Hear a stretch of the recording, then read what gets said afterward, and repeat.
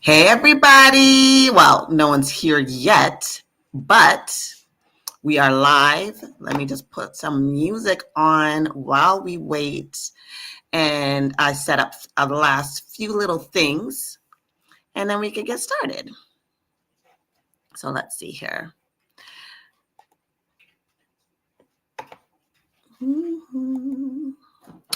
Let's see.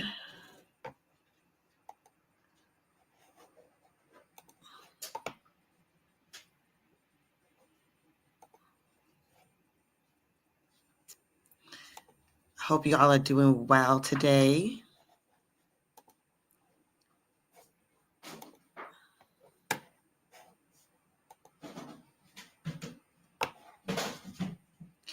Let's go. Hey. Yeah, it's Dana Patrice, step into the space. Black fairy ting, sprinkle truth on the place. We deconstruct vibes, make the old ways shake. Liberating minds, no, you come fake. Tap, tap, tap, blow the likes off the chart. Tap, tap, tap, show the love from the heart. Tap, tap, tap, if you're vibing, don't stop. Tap, tap, tap, run it up. Tap, tap, tap, love it up, run it up. Tap, tap, tap, love it up, run it up. Tap, tap, tap, love it up, run it up. Tap, tap, tap, run it up. Tap that screen, let's go. Fairy dust flow, watch it grow. Dana Patrice, say my name. Black fairy things up and stuck, no shame. Tap, tap, tap, all night, don't stop. Tap, tap, tap, run the numbers to the top. Tap, tap, tap, all night, don't stop. Tap, tap, tap, run it up.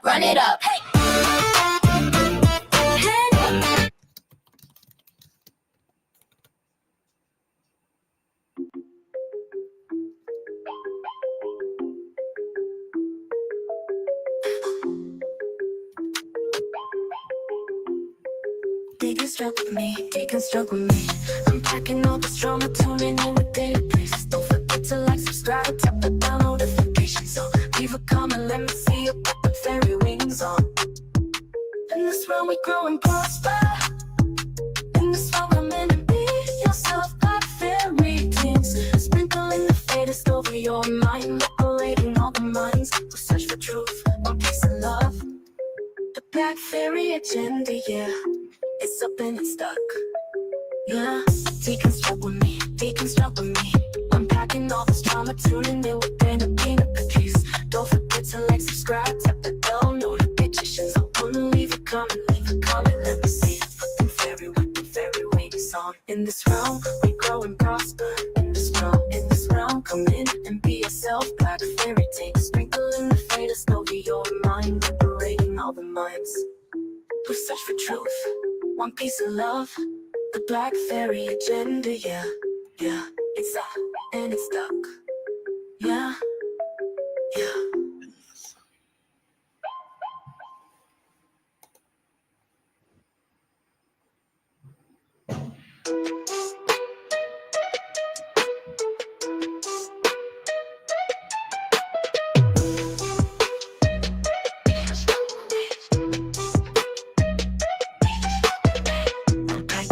Trauma, tuning in with Dana Patrice.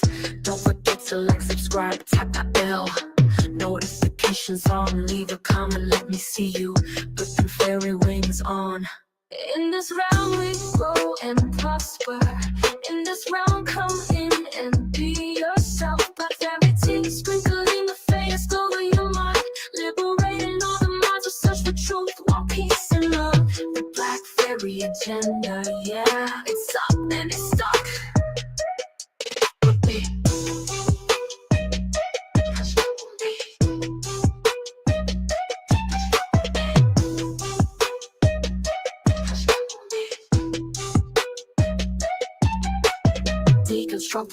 Deconstruct with me.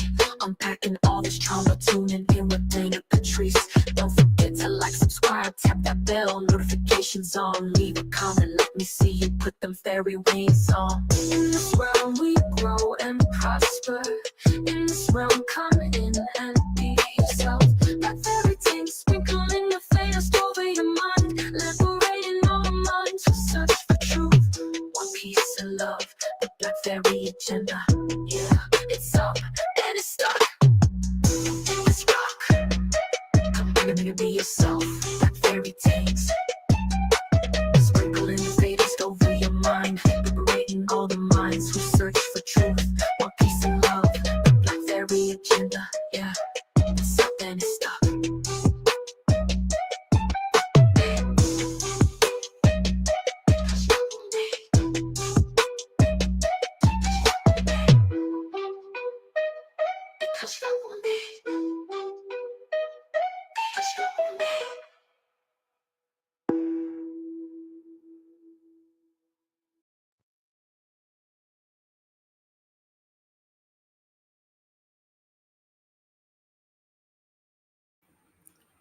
Okay, y'all. How are you?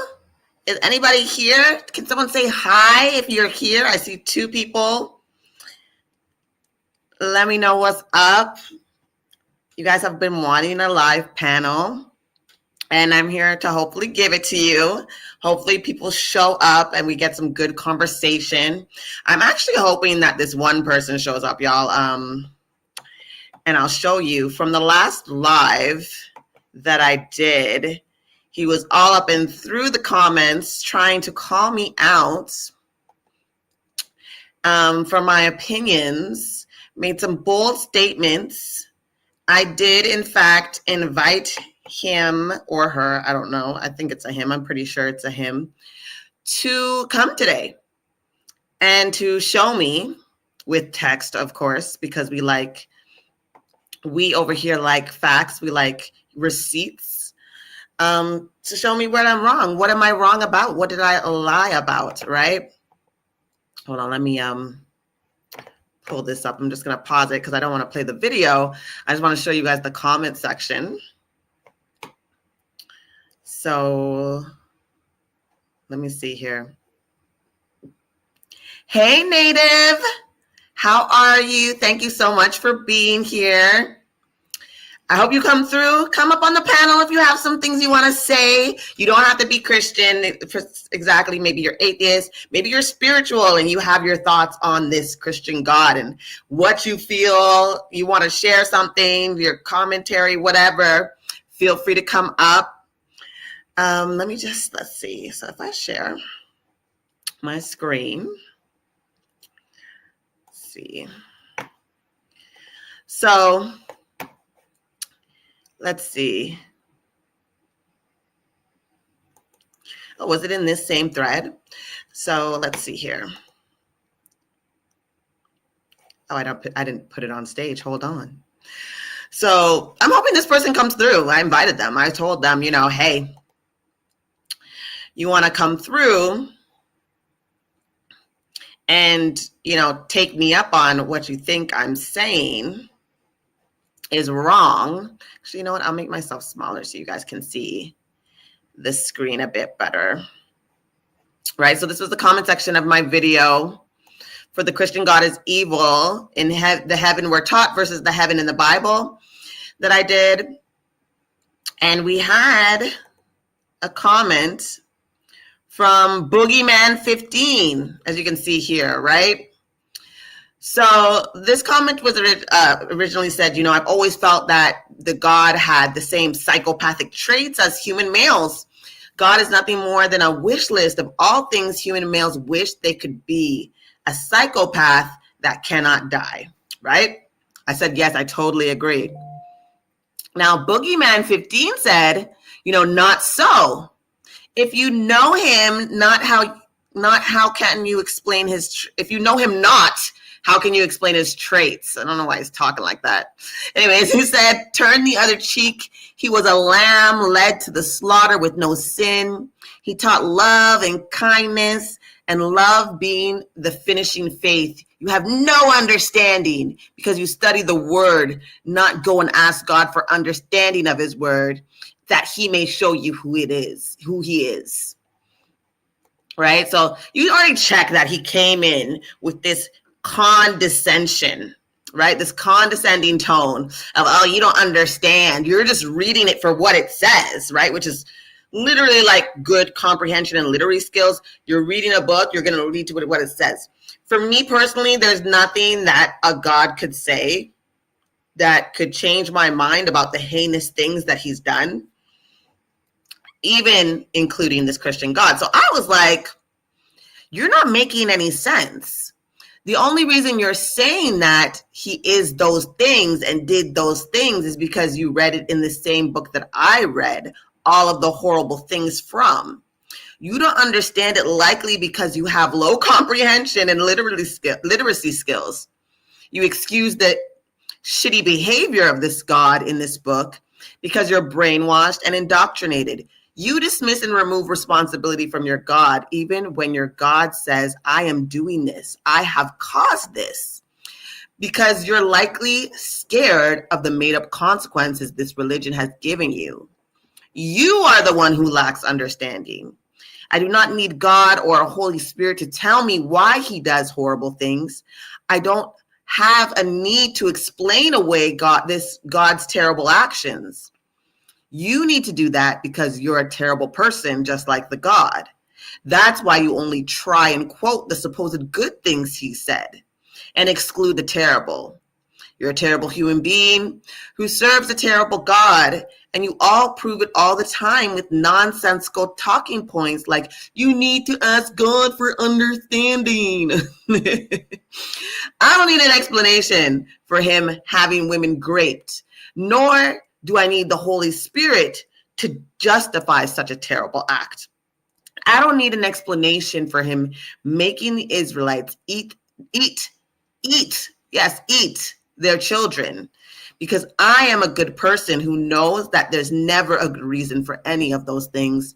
Only a terrible person would look for justification for such evil acts, like you, a terrible person worshiping a terrible evil God, right? And me saying this is really just reinforcing, I truly believe that this God is evil. There's nothing you could tell me that could excuse away any of these things for me, right? There's no excuse. This is supposed to be an all-powerful God that knows everything. He does not have any limitations, although it seems that Christians love to limit him when it serves them, right? So again, we went back and forth. So he comes back at me and says, Black Fairy thinks that's where you lack understanding. There's no scripture that says these things. My God does not attribute those things made by man as religion. If you had understanding, you would know God is not religion. Everything we do say, how we breathe and talk, walk, our very existence was fabricated by the word of God and everything that goes in it. If an apple seed is planted, then an apple tree grows, and we reap the fruit thereof. The same thing in the spirit realm. My God came through flesh, became the new covenant, and love is the finishing of that. You lack understanding because you eat the fruit of the ground, but know not whom created that ground. Oh, foolish one, I'm just here as a witness. If you be wicked still. I don't know why he's talking in like this Shakespearean tone. It's so stupid. And again, condescending. So I absolutely love receipts, right? So let's go to 2 Samuel 12. And I've gone through this many a time. But since we're here and I'm waiting to see who's going to click that link to join me up here and have an amazing conversation, hopefully. I do see that there's 3 people watching. Do not be shy, y'all. You don't leave me up here by myself. And I'm going to just switch screens so that we can read this story where he literally has women raped, right? Let's get into it. So let me share this screen where I can share my Bible verses, right? Because I really wanted him to come through, but if he's not, it's a good way to start and get the feel of like, if we're gonna have anybody actually come through. So let's share my screen. Let's go to 2 Samuel because I have it pulled up here. And do we have it up? Oh, wait, let me add to stage. Okay, so here we have 2 Samuel. So this is 2 Samuel chapter 12, and I'm going to read it. We're going to read this, right? Because he said that this is nowhere in his Bible, as I stated, right? He said that that's not true. He called me a straight up liar, right? So we're going to read about it. And the Lord sent Nathan to David. He came to him and said to him, there were 2 men in a certain city, the one rich and the other poor. The rich man had very many flocks and herds, but the poor man had nothing but one little ewe lamb. I don't know if I'm saying that right, but a little lamb that he had bought. He brought it up and grew it up with him and with his children. it used to eat of his meager fare and drink from his cup and lie in his bosom, and it was like a daughter to him. Now there came a traveler to the rich man, and he was loath to take one of his own flock or herd to prepare from the wayfarer who had become to him. But he took the poor man's lamb and prepared that for the guest who had come to him. Then David's anger was greatly kindled against the man. He said to Nathan, as the Lord lives, the man who has done this deserves to unalive. He shall restore the lamb fourfold because he did this thing and because he had no pity. Nathan said to David, you are the man. Thus says the Lord, the God of Israel. I anointed you king over Israel, and I rescued you from the hand of Saul. I gave you your master's house and your master's wives into your bosom and gave you the house of Israel and of Judah. And if that had been too little, I would have added much more. Why have you despised the word of the Lord to do what is evil in his sight? You have struck down Uriah the Hittite with the sword and have taken his wife to be your wife and have unalived him with the sword of the Ammonites.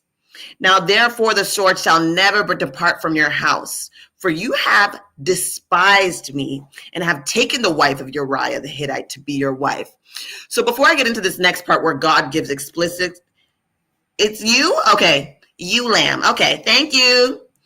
Happy to see you. Is it Siri? Sarita smiles? Sarita smiles? Thank you. So you lamb.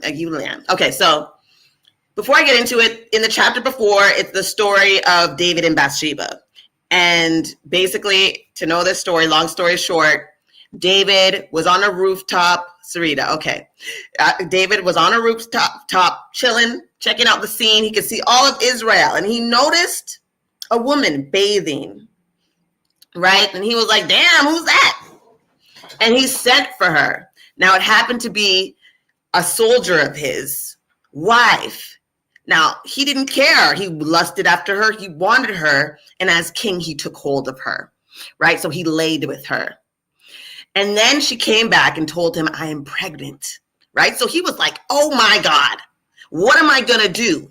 So he called for Uriah from the battlefield to come home, and he plied him, and he was like, oh, go home to your wife, lay with her, because he was trying to cover up what he had done, right? Because if Uriah's out in battle and he comes home and his wife is already pregnant, that's a problem, right? Like, this is going to catch up with him. So he's trying to cover his steps. So as he does this, Uriah's like, nah, I can't do that. My men are out fighting. I can't go home and lay with my wife. So then he tried again. He got him drunk, but he got him so drunk that he fell asleep.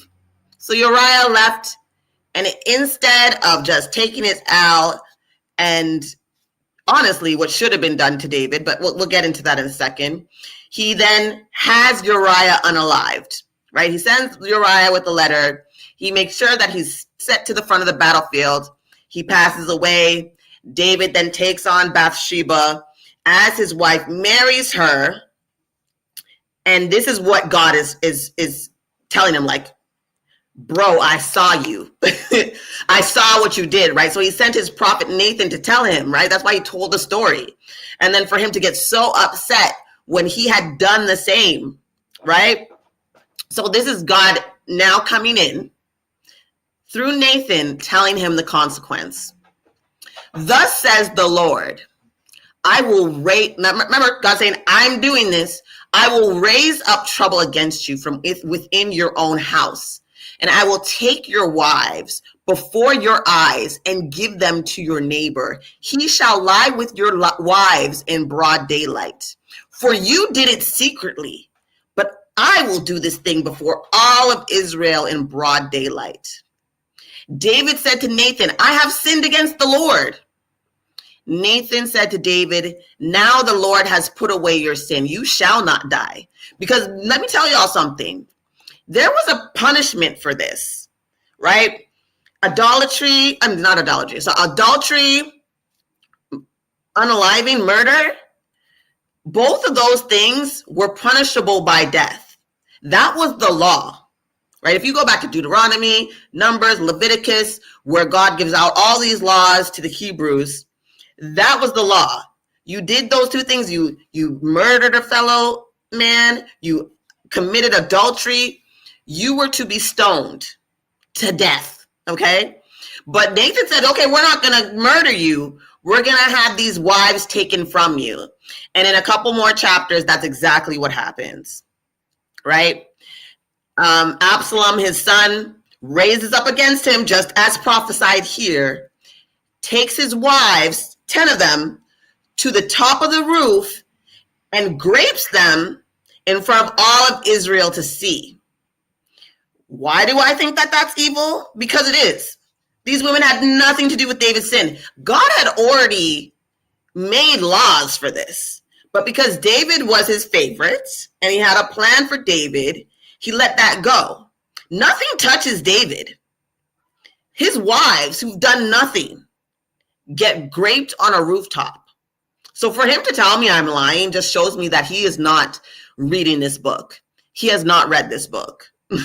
Because it's here clear the Lord said this, right? Thus says the Lord, I will raise up trouble against you, right? He's telling him what's going to happen. And then it does. I think it's in like chapter 17, right? Nevertheless, because by this deed you have utterly scorned, the child born to you shall unalive. Then Nathan went to his house. Now we see here that the Lord struck the child whom Uriah's wife bore to David, and it became very ill, right? So David then pleads and cries and laments for days because this child is crying. It will not cease crying, right? And then eventually, I think it's 7 days that the child dies. But I bring this up because he said that this doesn't happen, that his God didn't do this. But here, right here, God said, I'm going to do this. And then it comes to pass again in chapter, I think it's 17. I think it's 17. Let's see. 2 Samuel 17. Let me see. Hey, move from there, please. Sorry, my dog. I just want to see if this is the one. This counsel, give not father of warriors, a cuz beside the father of expert in war. So it seems like he's raising up against him here. Whoever hears of Absalom, then a valiant warrior whose heart is like a lion, utterly met with fear. But to my counsel, Israel gets against you, Dan Beersheba. So we shall come upon him in whatever place. Sorry, I just want to make sure that this is the right. If he withdraws into the city, the counsel for the Lord ordained the defeat. The good counsel, the Lord might bring ruin on Absalom. Somewhere, actually, let me just pull it up. Hold on. Let me just get the verse because I know I have it in my notes. Let's...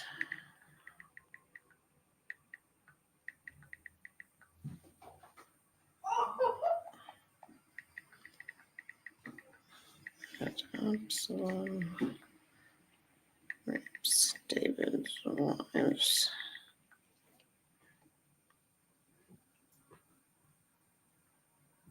It's 16, so I went too far. Let's go to 16. So it's 21.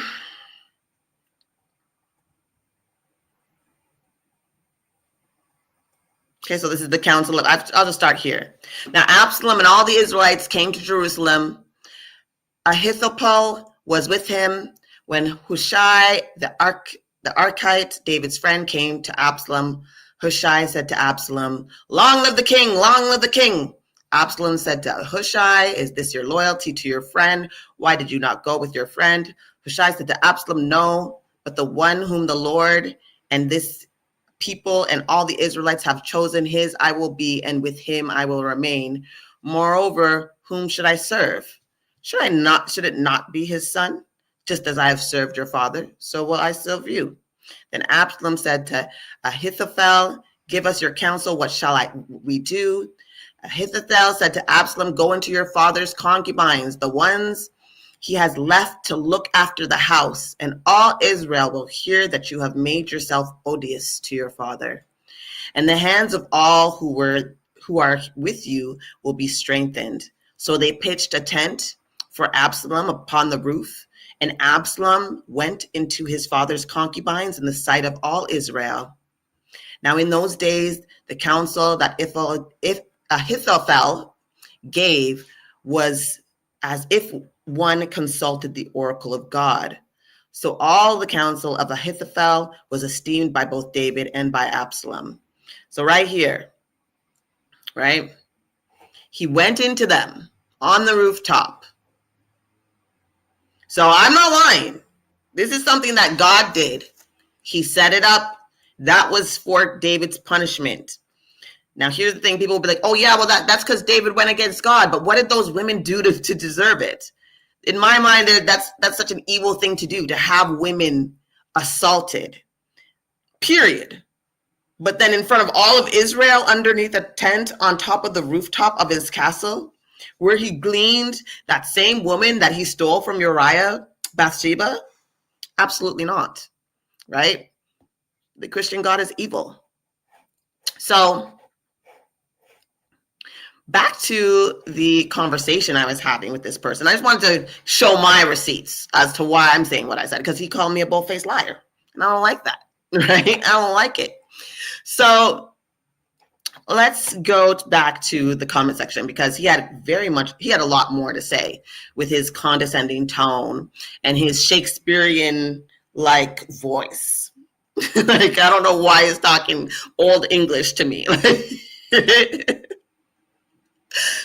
Let me see, share screen.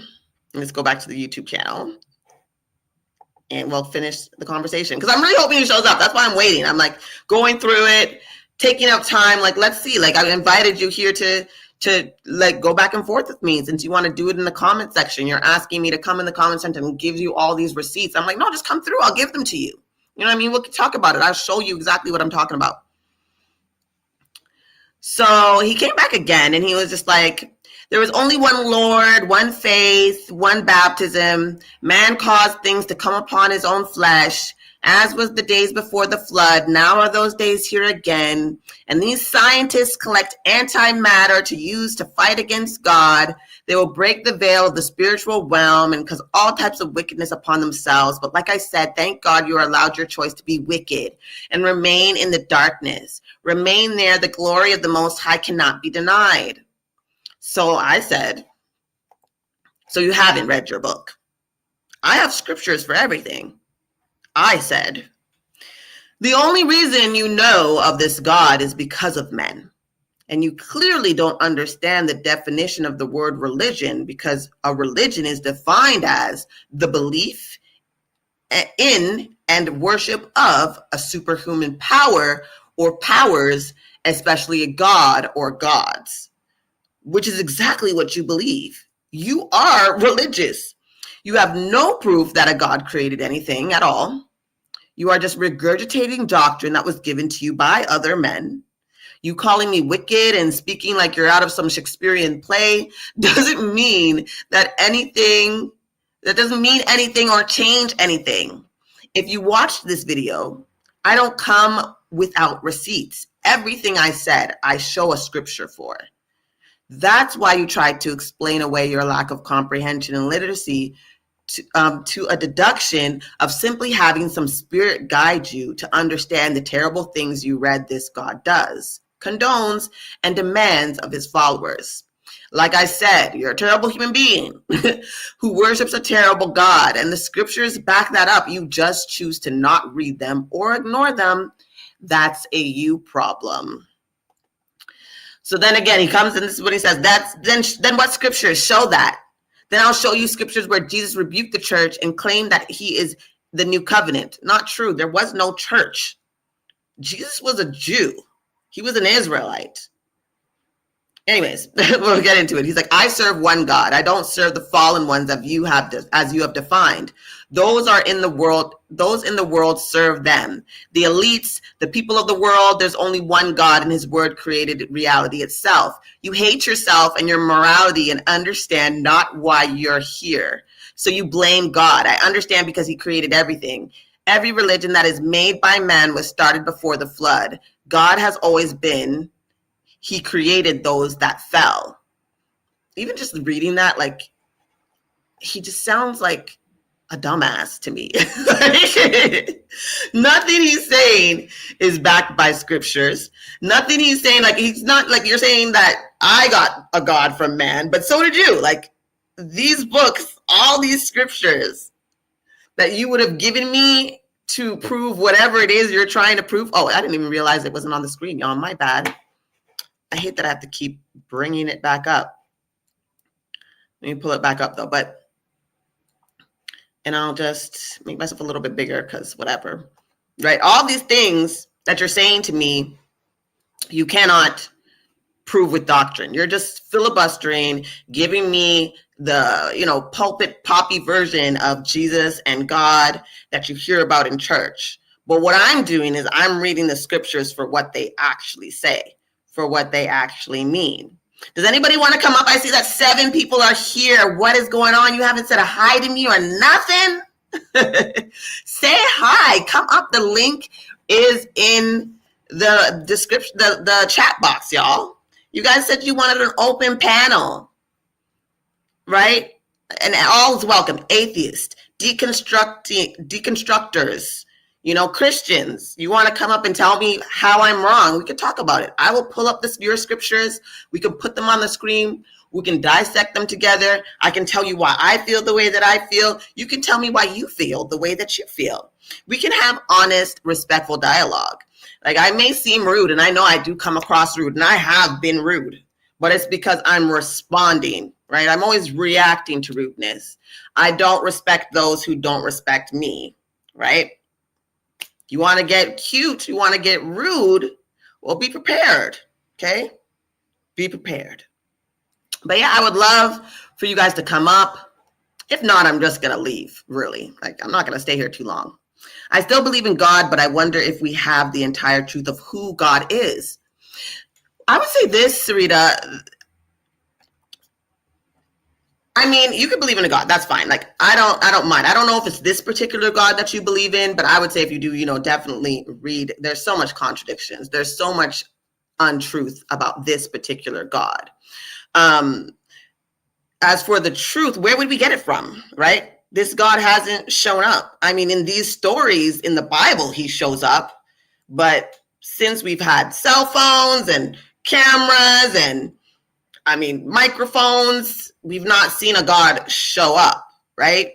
I feel like the reason why there is this idea of a God was because we didn't understand the world around us. This is a book from the Bronze Age.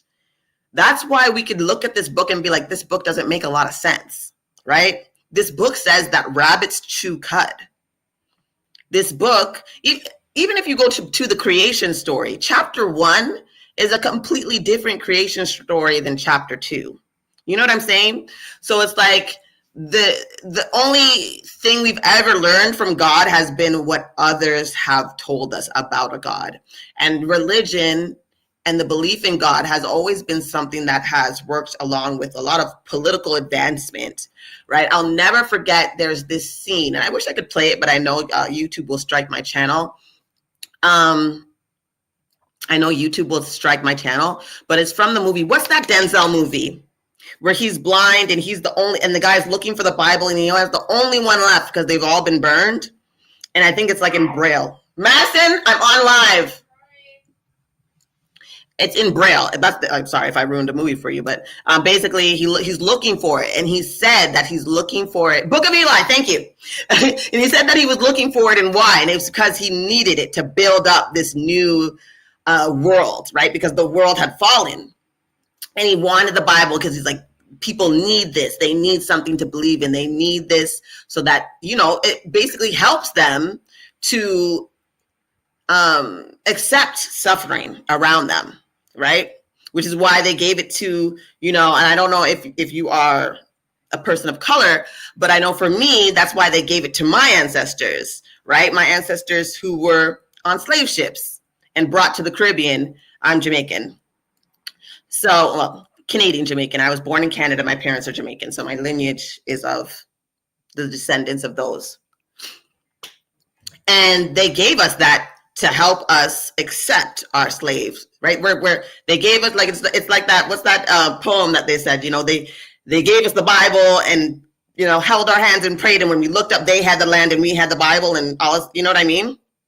So let me see. Hi there, I just came in. How are you? Hi, Cher. I'm good. I hope you're well.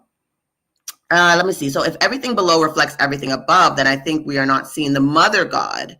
Every creation has a mother, animals, plants, humans, and being that so much of the Bible has been redacted, it seems like a patriarchal society exists. They would hide, suppress the feminine God. Yes. Okay. So you've heard that before. Yeah. So I don't know. Cause that's why I say I'm kind of in this midst of being maybe more of an agnostic atheist. Right now, I kind of don't believe that there's any godlike powers, godlike beings.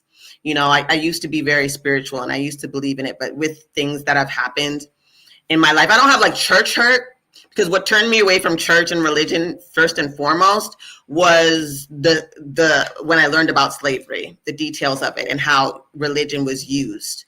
That enough was for me. I was there's no way that I believe that this religion could be true when it was given to help oppress my mind, right?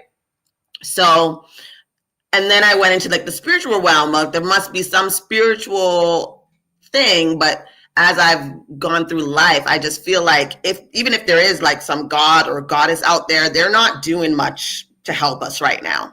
They're useless. You know what I mean? Look at what happened with can you talk about Epstein on here? I know TikTok's kind of weird about it, but Jeffrey, right? And what he's gotten away with. I cannot understand an all-loving God being able to look down and see this happening to innocent children and girls and boys and be I'm not going to do anything about this. Free will. Absolutely not. That's not all loving. And even I dispute the whole free will thing, which I've done videos on as well, because if we had first of all, this Bible for sure shows a God that does not give free will. Right. One of my favorite stories to dispute free will is the story of Jonah. Right. Jonah said, I don't want to go. And God said, yeah, you going. Jonah said, nah. And he tried to leave and hide. God took a fish and he had to stay in that fish until he said, fine, I'll go. Right. No free will. When God wants you to do something, when God wants something to happen, he makes it happen. And he's not above making it happen the way that he feels true. Even with the Israelites and things like that. Oh, hi, Sarita. You entered this chat. Cool. Thank you for coming up. Hold on. Let me, I'll remove this from the stage and add you to the stage. Thank you for coming up. Let me add you to the stage. It's so exciting. Hi, Sarita. Can you hear me? Oh, can you hear me? I can hear you now. Yes. Hi. Can you hear me? Yes, I think we can hear you. I can hear you. Okay. I'm on a delay. I'm on the YouTube on my computer and I have the StreamYard on my phone. So I'm kind of all in one place. I'm going to turn the volume down off of my computer. Yeah, that will create an echo. Okay, yeah. So what would I call myself? I do consider myself a Christian, but I'm in a questioning place. Okay. And I guess my whole thing is starting from when I was a kid, I read the Bible and I was around 8 years old. My mom gave me her Bible to read and she said, keep it because they will change it. They will change the information in it. So she said, keep the Bible that I have from my childhood and see how they change it. And I'm like, okay. So she told me to start reading it around 8 years old. And I remember I was about 12 at the age of accountability when I was, reading more of the Bible on my own. And I remember reading about the rape of Tamar. Oh my And it shook me because I was like, wait a minute. They completely just glossed over it. And yeah, he was punished, but Absalom, that's what made me think of it because Absalom was the brother that actually tried to defend her honor. But at the same time, it was kind of like, shh, don't say anything.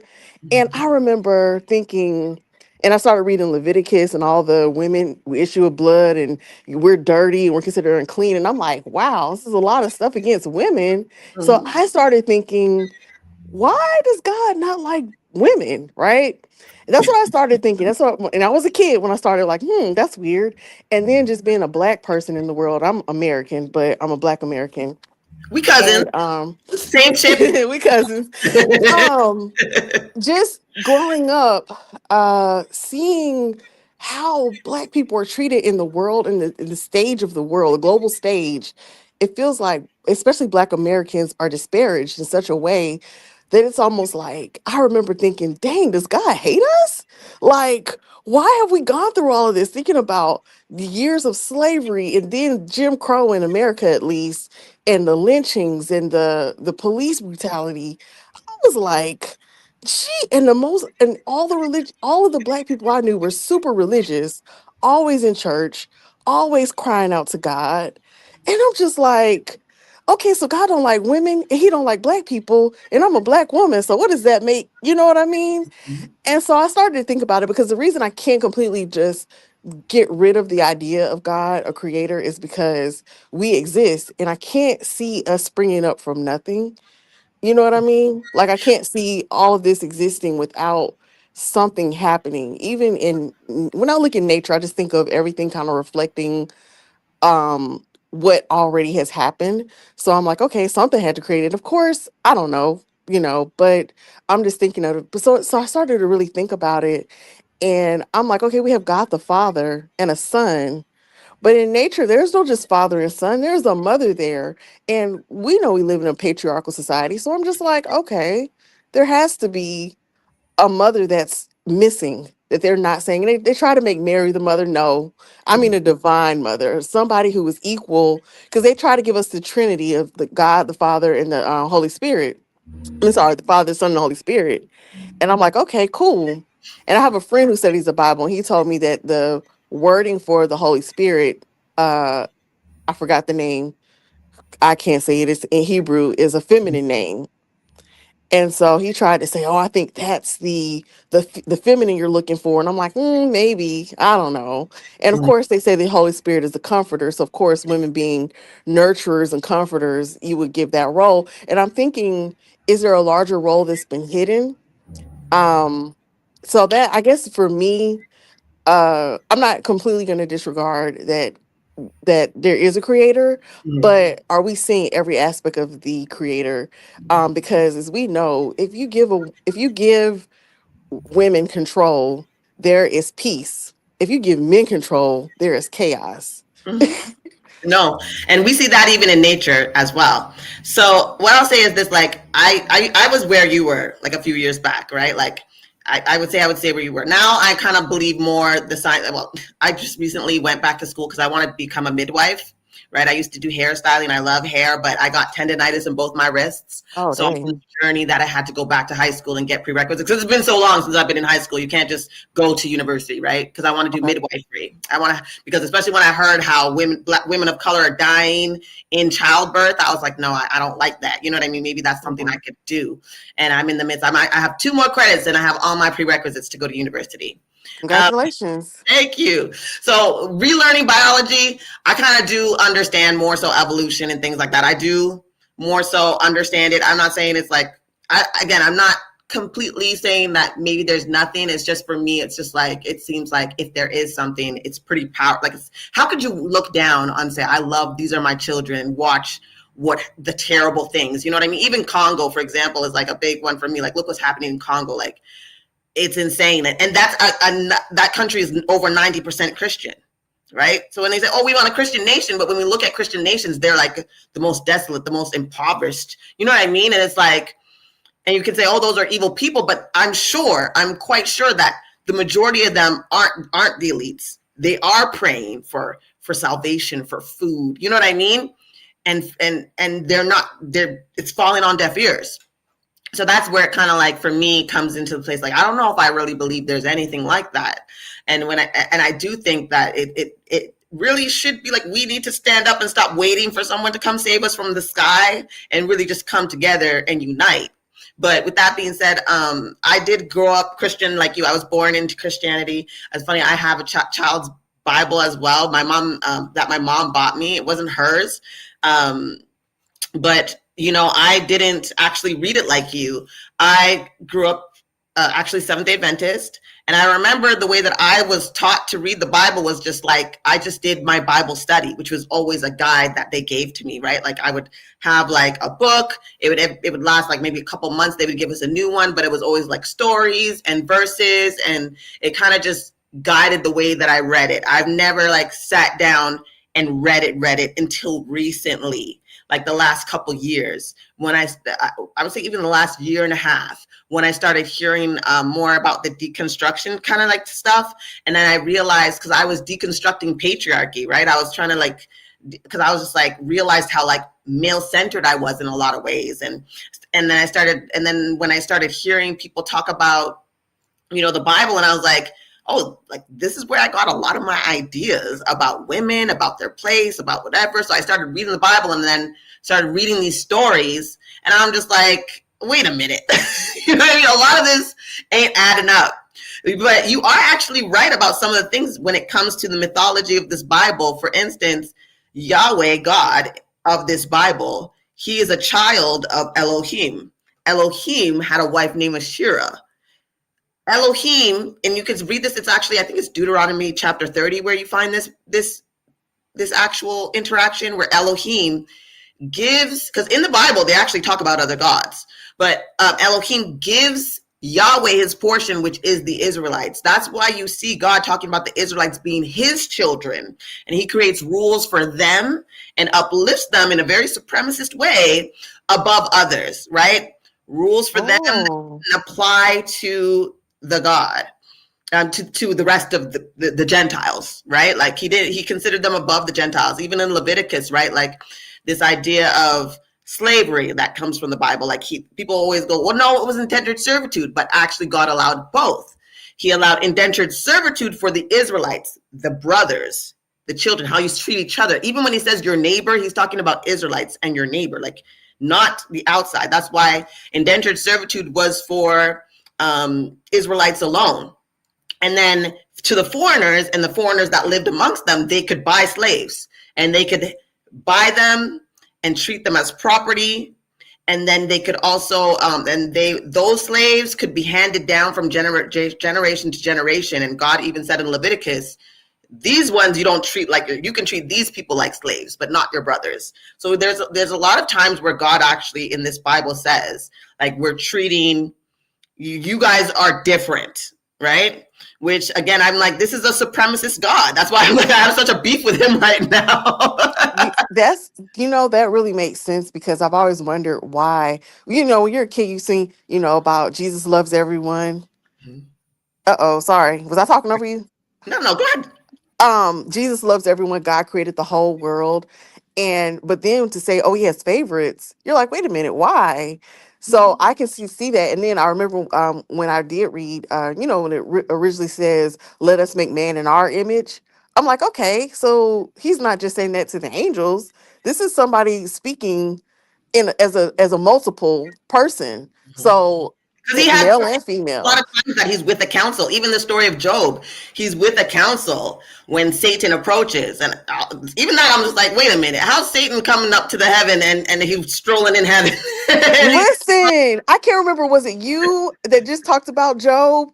Was it the last video and you were talking about Job and you showed how it was basically God saying, yeah, I'll lift my hand. Go ahead. And it was almost like a regular conversation. Like, hey, what you doing here, Satan? Yeah, I'm chilling. What you doing? I see Job down there. And I'm like, what?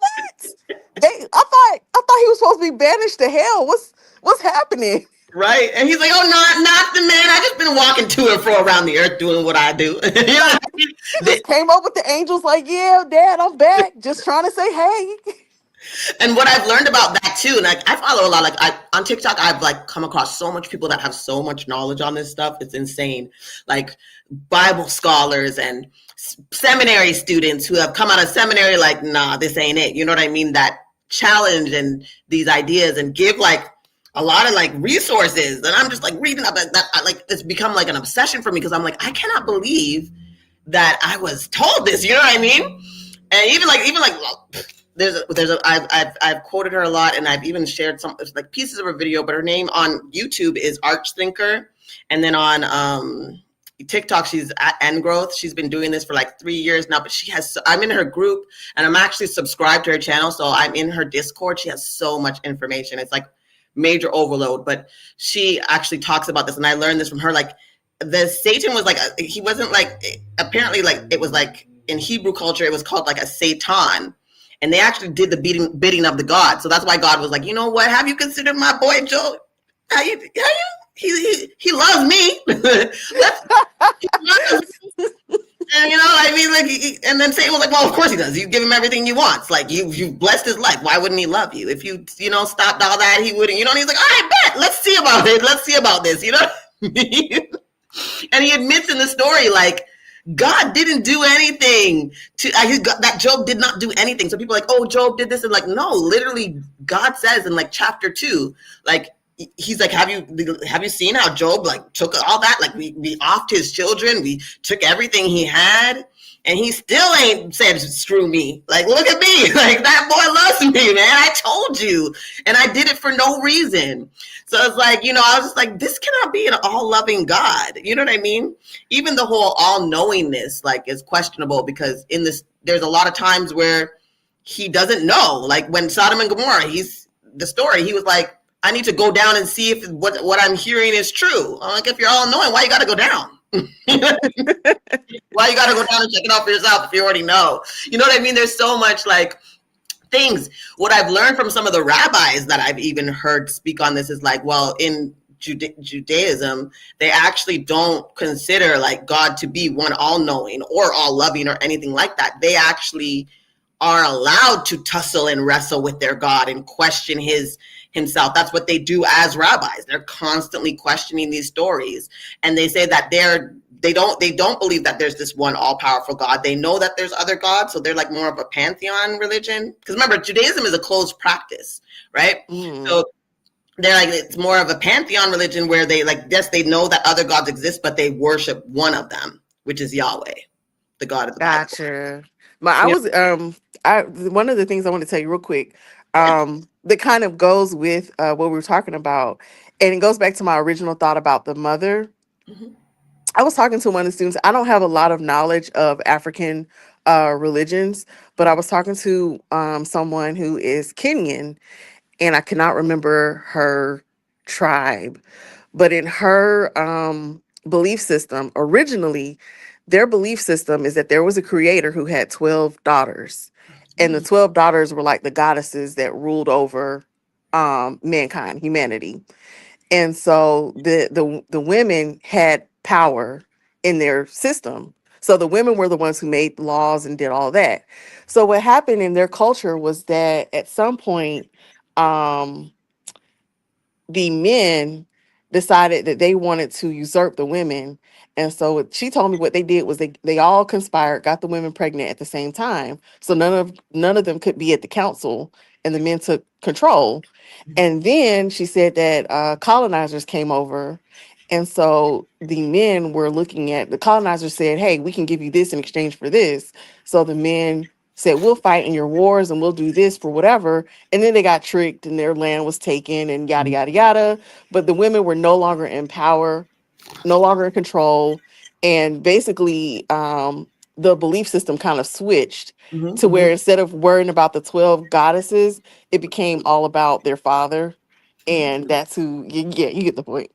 Yeah. I think you would love this book. It's called When God Was a Woman. Mm-hmm. And there's another book too that's always it's escaping my mind right now, but I've been wanting to get it. But it's another one that people recommend to me a lot when I talk about this book. I actually have a series that I didn't finish because like my ADHD brain and I'm in school, I have not had time to finish this book. But it goes over things like that, like how a lot, especially in Africa, we're actually matriarchal. Right, mm-hmm. Egypt. You see how like these men out here be like, we were kings. No. Yes. You go further back. You were weaving baskets and taking care of the children while your wives went and fulfilled government officials. They were the priestesses. God came through them, and it goes through a lot of that. Even like some of it's actually quite barbaric. Like some of the women, after like they were impregnated, they would kill the man. Right, as part of a sacrifice. Like it was the whole thing. Like there's a lot. Like the spiders too.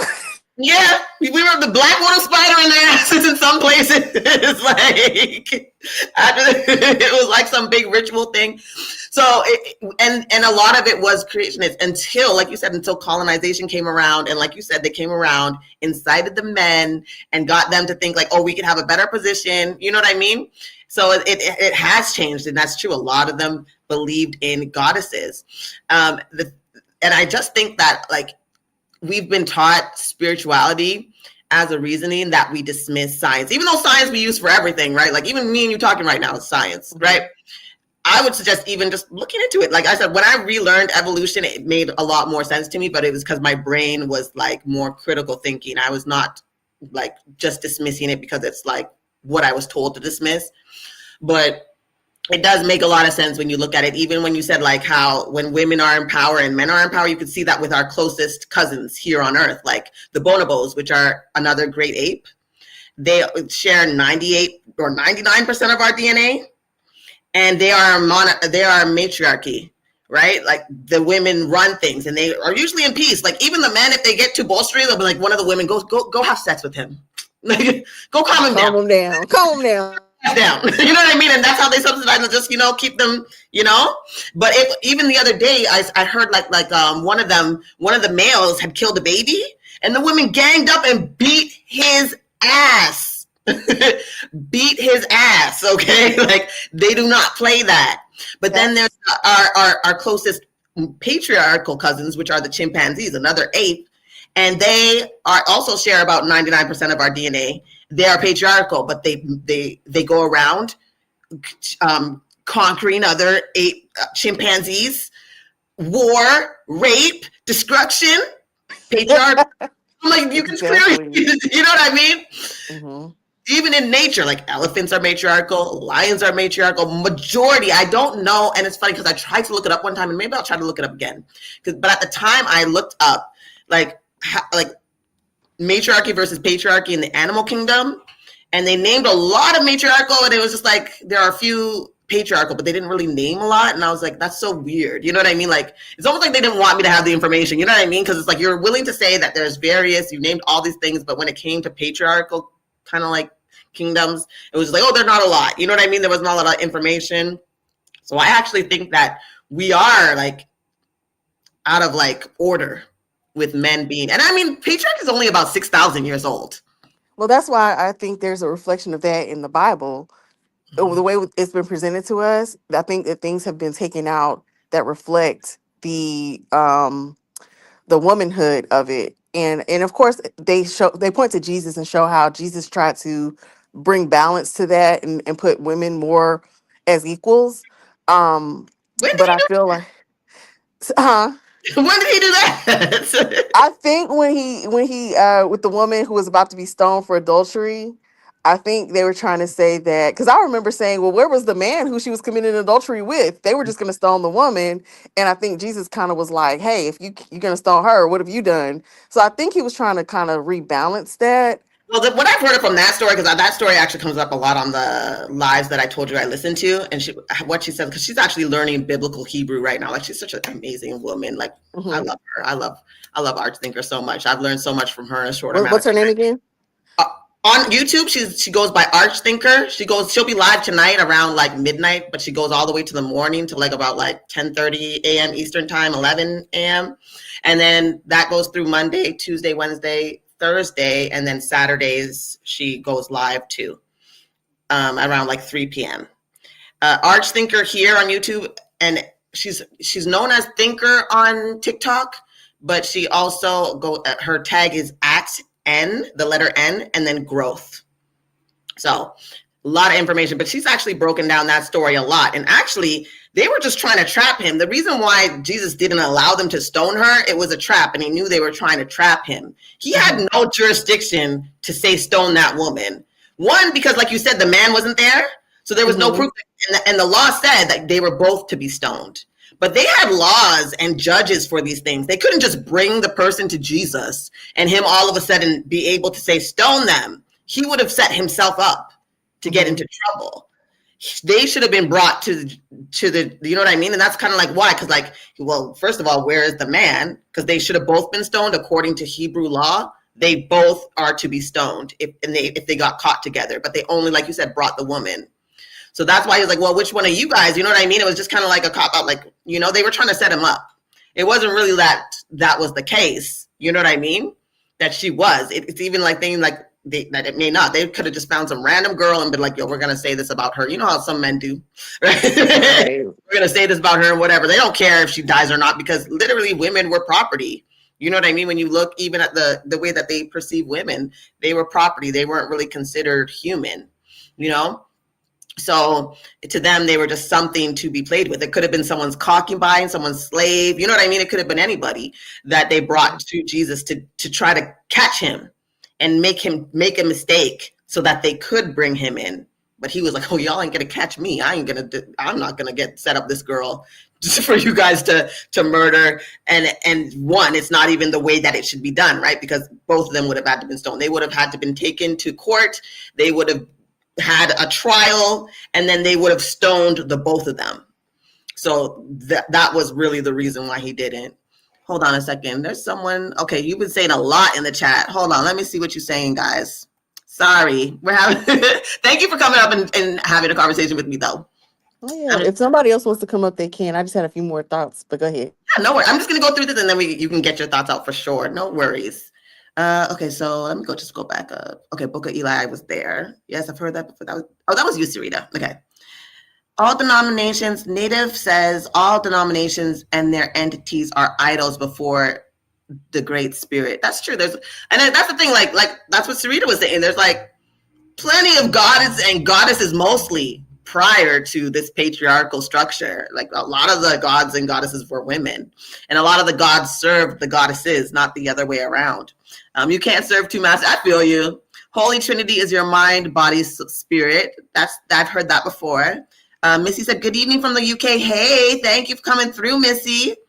Native said, Bible is astrology, psychology, allegory, parables. I've heard that as well. And I have heard, especially the astrological point. And I haven't gone too much into it, but I do even know, like, with the way everything goes, especially since the Greeks kind of got their hands on things, that it was really like astrological. Like Saturday, for example, is Saturn and all these things. Sunday, all those things.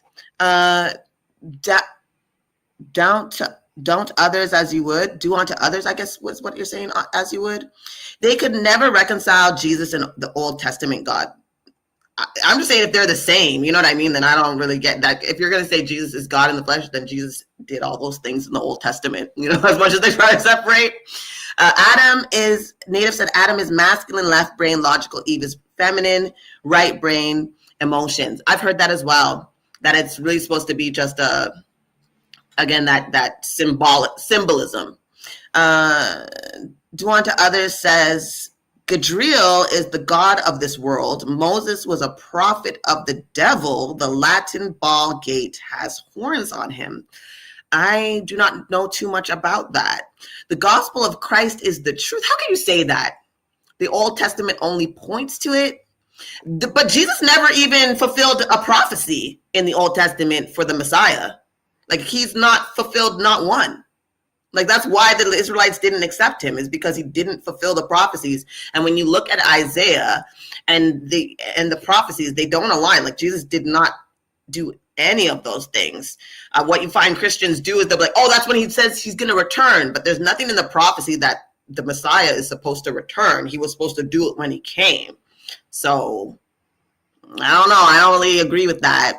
The law of the prophets was the law given by Moses, the law of every word that proceeds out of the Father's mouth. He didn't give any, at least biblically, he didn't give any laws that weren't to Moses. Deuteronomy, Exodus, Deuteronomy, Numbers, Leviticus, that was all supposedly written by Moses, which is weird because, like, how did he write about his own death? But anyways, I'll leave that there. But I don't understand what you mean. Like, what laws are you referring to?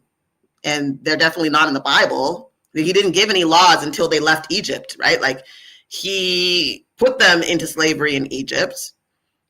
That was his decree. He told Abraham he was going to put them in. And then when it was time to take them out, he made some big production. Like, he's like, I'm going to harden the Pharaoh's heart. Like, it wasn't even like the Pharaoh wanted to let them go. And he was like, I'm going to harden his heart because he wanted them to see his glory. He was like, nah, Pharaoh's going to give in too soon. I need y'all to see what I can do before I let you go. And like, if you read the story, that's exactly what happened. He hardened his heart several times. Like, he, again, went against Pharaoh's free will, hardened his heart so that he wouldn't let them go. So I don't understand what you mean by that. So the God of the Old Testament had to be within a spiritual law. So instead of the souls of the Israelites, he fed them with physical wealth, thus manifested a physical temple. I don't know where you're getting that. The list of things that were used to build the temple: acacia wood, which is the thorn of Jesus; the silver, which is the betrayal that's at the base of the camper. All these things point to future. I don't really see where you're getting this. I feel really bad for you because you might know that the God of the Old Testament is real. Why you are lost if you think evolution. I mean, I don't care what you feel for me. Just like, I really don't. Like, there's more evidence, like literal physical evidence of evolution. Like whales, like, for example, used to live on land. If you look at their bones, they have a hip bone, right? They evolved. We still are evolving. Like, there's literally proof that we are still evolving. There are babies being born without wisdom teeth. That's evolution. Evolution is not a thought process. Evolution is just a natural occurrence. It's survival. It's the way our bodies change in order to survive, right? That's the thing. Like, you guys make it like the spiritual, intellectual thing, but that's not what evolution is. And science is literally just a process. It's not a belief. Like, science is based on facts. Like, there's a process, and it's usually repeatable and demonstrable, right? They can show you it's been done over and over and over again. And then they send it to someone else and it's done over and over and over again. And yes, it does grow and it does change, but science never says that it's not possible to change. In fact, that's the beauty of science, is that we can see how things have changed. And as we learn more and as we create more, stronger microscopes, all created by us, we learn and see more. Like, you know, like certain things, like people bring up Darwin, but Darwin didn't know about DNA and genetics like we do now. Like, science has changed so much and it just builds off each other. Like, it's not a belief. It's not something like, oh, I just believe this. It's a process that you can see if you look at it and you study it with a critical mind and an open mind, and you look at the evidence, you can see it. Anyways, you also said, yeah, the God of your testament is trying to make us more like animals. We are animals. We're a part of the animal kingdom, buddy. we are a part of the animal kingdom. That is proven by genetics. Even all of us, even science proves that women are the beginning. Mitochondrial DNA. There's no male patrilineal version of it. There's things that you get from your mother that you can never get from a man that go back to the first woman of our kind, right? Because this world has started over at least 6 times. We're in the midst of our 6th extinction, and it's the first of its kind because it's us doing it. We are literally creating an extinction event, right? Like, but there's been like 5 before that, and long before humans even arrived. But like I said, like, anyways, I can't go into this with you right now. In English and Latin, translate type sci-fi, scientific. What does it say there? I don't know why. Hold on. Do you mind if I say something real quick? Yeah, go ahead. Just to do unto others as you would. I get where you're coming from, but I don't think that there is a need to separate science from God. I don't think that there's necessarily like, oh, if you say there's science or evolution, that means you're denying God. I'm someone who still believes in God, and I still believe in science as well. So there's no differentiation to me. I feel like the things that we know, like, for example, mathematics being a language, right? Like, you have to start to understand mathematics to understand the language of it. But that doesn't mean, like, we are looking for those things, but the creator already created those things. And so we're learning about it. Science is just discovering what has been created. Science to me is finding out and discovering what exists. and we're learning about it, we're studying it. It's like studying the Bible. You read into it, you learn, you demonstrate, you test. When they say test the spirits, well, test this hypothesis. How about that? So I feel like science isn't different from God. And it reminds me of this joke I heard real quick. So it was about, you probably heard it too, the people, it's a flood, right? And the people cry out to God to save them. So the water rises, somebody comes by with the boat, says, get in. And they're like, no, I'm waiting on God to save me. Then they climb up to the roof, and now the water's getting higher. And somebody with a helicopter says, climb up, we're here to save you. And they're like, no, I'm waiting on God to save me. And finally they drown, and they get to heaven. They say, God, why didn't you save me? He says, what do you mean? I sent a boat and a helicopter.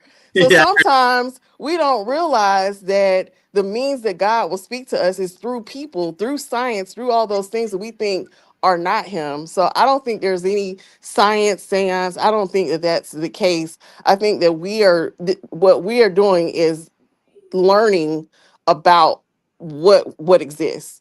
So maybe we can, I mean, maybe we can't fully understand everything, but learning about it isn't a crime, and I don't think it's against God either. Well, thank you for that. And I'll say, like, I do think science has surpassed, like, remember, like, it's men who wrote this stuff. And when you're thinking about it, these are Bronze Age people. What they knew, that's why I say, like, the Bible says that rabbits chew cud. I have a rabbit.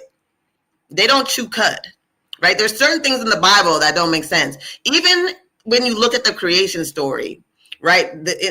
Well, depending on whether you read chapter 1 or 2, because like I said, there is 2 different creation stories, and there's 2 different days. Like, everything happens in chapter 1, everything happens in a different sequence than in chapter 2. Like in chapter 1, God created everything first, and then mankind. Not Adam or Eve, but mankind. And he says in chapter 1 that they could eat from all of the trees. He doesn't give any type of notion of doing anything else. In chapter 2, he makes man first, and then he makes the animals and all those things that come out of the ground. It's completely 2 different completely creation stories, right? So, I mean, I do think, like, I think that the Bible is just basically trying to explain things that they had yet not understood. But now, because we've evolved so much as mankind, and we've researched these things, because I actually think science probably came up because people were trying to prove God. Now, scientists will tell you that it's not proof of God, right? They haven't been able to prove a creator, right? But they continue to search and evolve. But the more that they learn, and when you compare their notes and their facts and their research, which again is done over and over again, right? Because science is a process, not a belief, right? You have to it's a process where you are learning and you are looking at situations and things, and it's demonstrable, right? You can look at it and be like, you're seeing it. Like, you can see what they're talking about. They can show you how it is, just like how they can show you how we've evolved through time and how we're continuing to evolve. Not just human beings, but animals are still evolving and things like that. So I understand that we have this need to think, and I don't dismiss. I'm not trying to take away anyone's faith, but I'm just saying, like, where I'm at right now, I don't believe in an actual God. But let me see what else you're saying, because you've been writing a lot. Do not do unto others. Usually I get attacked for the truth. Does hardening someone's heart resonate with Jesus? That sounds like something that you would say. Yeah, it does. Because Jesus, let's talk about Jesus for a second. Because Jesus didn't come for the world. He literally said, Paul told y'all, the Gentiles, that they were cool. Jesus said, I came for the lost sheep of Israel. Jesus called a woman a dog, a Canaanite woman a dog who was a Gentile, when she had to beg him, followed him for days, to the point where the disciples were like, oh my God, Jesus, this woman is following us. And Jesus said, I can't give to you what was meant for the fruit of the sheep of Israel. And she had to degrade herself and say, but don't dogs get scraps from their master's table? And only when she degraded herself like that was he's like, you know what? You right. I'm going to do you one a solid. And I'm going to go home, and your daughter is healed. I mean, honestly, we never knew if he really healed her, but he had said, like, at least I could point to at least 3 or 4 different scriptures where he explicitly says that he came for the lost sheep of Israel. He alone. He did not come. He came. Even the Messiah was meant to be for the Israelites. So, you know, as much as you say this thing, like Jesus said a lot of horrible things, you guys just don't read about it, right? Like how Jesus said you should be stoning kids. Like when the Pharisees came to him and were like, okay, why aren't you and your mandem washing your hands? It wasn't a law, but it was a Jewish tradition to wash your hands. And he said, while you're minding me washing my hands, why aren't you doing what you're supposed to be doing and stoning those children? I'm giving I'm just giving my own version of it, but because the Pharisees at the time, right, because disobedient children were supposed to be taken to the gates of the city and to be stoned, they had stopped doing that and were giving children grace and giving them and allowing them to create penance and be forgiven by giving an offering for their sin of disobedience. And he asked them why they were doing that and why and how they should be stoning them. So does that sound like Jesus to you? Someone who would ask for children to be stoned and then shaming the Pharisees for no longer practicing that barbaric act? I was taught Jesus loved the little children. But in this story, he's saying if they disobey, they should be stoned. I don't know. Does do unto others want to come up? I can go ahead and click off. If they come off, you can stay. I'm allowed 6 Okay. people up here, so I don't mind. If you want to chill, you could chill with me. I'm having a great conversation with you. I may not agree with every little thing you say, but we don't have to. This is why we have these conversations. You know what I mean? I like having intellectual conversations. I don't need you to believe everything I believe. You know what I mean? I'm still on this journey, you know what I mean, of learning. I'm just really talking about how I arrived here and what I really think now that I'm going back into this book. And I just think this God is evil. You know, that's my opinion at this point, you know, and I share that because I know that there are others who may be reading this and feeling the same. And you have a space here. You know what I mean? But do unto others, you be saying like look into DNA a little bit and you'll see that it's completely theoretical. It's not. You can literally look at DNA under a microscope. You could see the helix. What are you talking about? They still have not seen a double helix. And if you know science, you learn, but that's the truth. That's actually not true. I mean, I've double checked, but I'm pretty sure they have. That's why they can tell you what it looks like, because they've extracted and looked at it. That's why they could tell you the building blocks. And let's say that's true. How does that prove that your God is real? How does that prove your God? People think it's a choice about religion to have or be evil, but really judgment day you'll learn, blah, blah. It's always that threat of judgment day I'll learn. Listen, what if you're wrong? There's so many religions out here. Hinduism has a hell. Islam has a hell. You know how many hells exist? Hell, the Greek gods, Zeus and all them had a hell. How do you know if you're wrong, you won't, and they're right, you won't end up in hell? The same way you don't give a damn is the same way I don't. You really think I'm worried about hell? Here's the thing about hell. If the devil is really out there and he's torturing people, why would he torture me? I agree with him about this God. He rose up against him because he thought that this God was unjust, unfair, and a terrible God. Right? He thought they were unfair. And that's why he rose up and took a third of his angels with him, according to this story. And you think he's going to punish me for doing the same? No, if anything, I'm going to be head bitch in charge of you motherfuckers. You motherfuckers, you Christians who think you're getting in, but you're not. Because you guys don't even really stand up for what this God believes, right? You tell me I'm lying and I read it to you and you filibuster, you get mad and you get in your feelings. Oh, I see someone else in the back room. I'll let you up in a second. People think it's Jesus Christ is the way, the truth, the life. Yeah, whatever. Yeah, I tried that once, and I believe we lived on a ball in space, and now I know that the tree science, and I can't believe how blind I was, but now I know it was Teresa reason so I could join the world. Jesus said, if any man keeps my saying, he shall not choose death. Jesus said, all those who say, Lord, Lord, Lord, will not make it into heaven. Like, what are you talking about? Jesus has said that not everybody who claims, Lord, Lord, like some of y'all ain't gonna make it. And honestly, even was it last week's live or the week before, where we talked about the heaven that's described in the Bible, Gentiles non-Jews, non-Israelites will be serving them. You'll be building up those mansions that you so think you're going to get in. Like you'll be servants of the Jews. Like that's the Gentiles' place according to biblical text.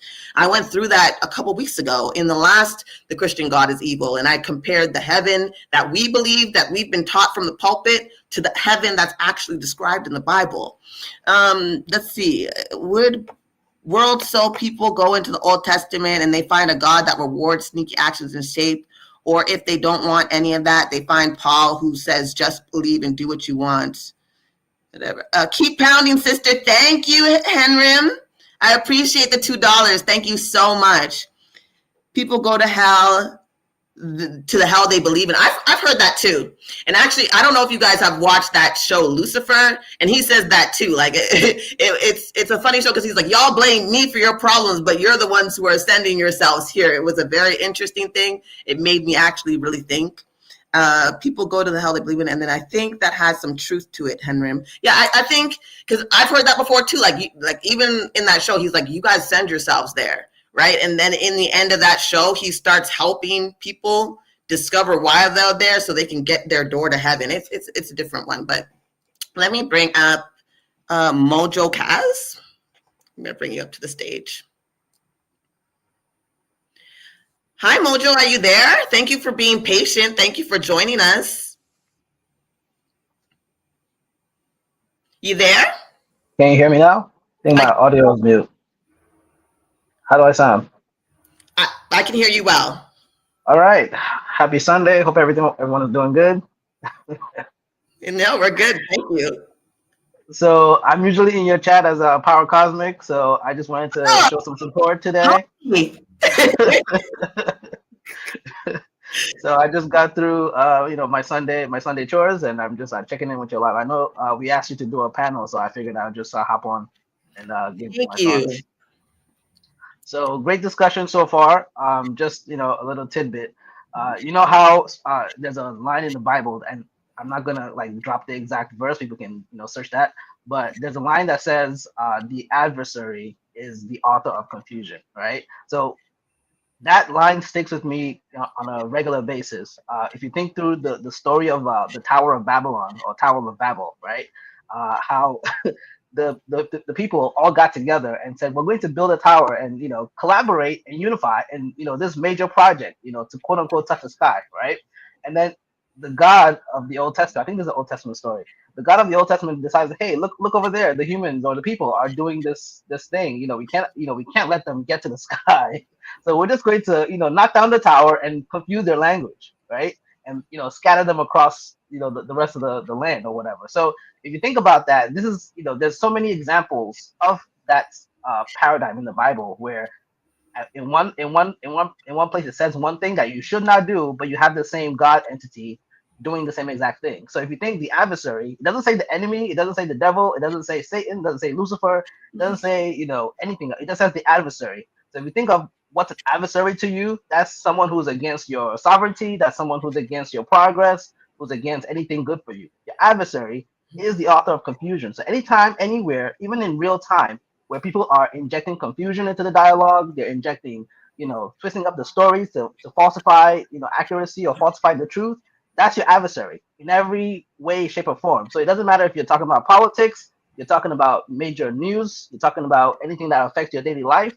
Anytime things are not simple, things are being confused on purpose, that's your adversary. So if you examine any part of your life and you are examining any bit of information that you get, if you don't kind of think about it from a critical lens, you're going to get caught up in the mix, and you're basically going to be the soup in the blender basically for whatever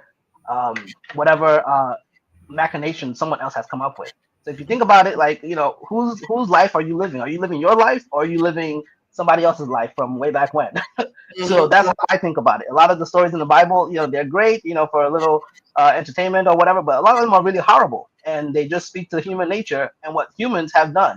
But over time, people like to project their own shortcomings onto external beings or external deities or whatever. So it's all very strange. And from my own background, and like my family are West African, so the language we speak, first of all, it's not gendered, so we don't even believe of a male father God. It's just personhood at the first and foremost. But at the same time, it's important to kind of just keep sovereignty. Like you have to want your own sovereignty, and you have to want to embody and own that. And it always pains me when I hear women like refer to a father God, or they're always in this kind of weird subservient like position in just their own language, the language that they use. But I understand there's a lot of brainwashing, it's a lot of coping in a way, just dealing with the way the world is.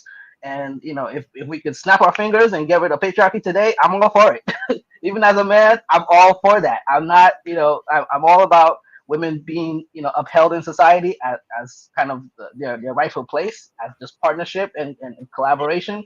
But this whole subjugation of women and all this other stuff, I'm not for that at all. So I just want to show support, show support, and make sure the conversation gets pushed forward, and we don't get caught up in the loops of apologists and Christian confusion sayers and people who like to just gloss over all the bad just to say, oh yeah, but look at this one little nugget of thing over here, and that's all it is, and just forget about all the abuse and everything else that's going on. Like I don't like that. So kudos to you for progressing the conversation and discussion. So I'll leave it at that for now.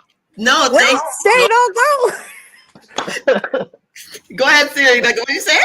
I want to know. I want to ask you a question, Mojo. You're West Sure. African, so when you were reading the Bible, were you reading it in your original language or were you reading it in English?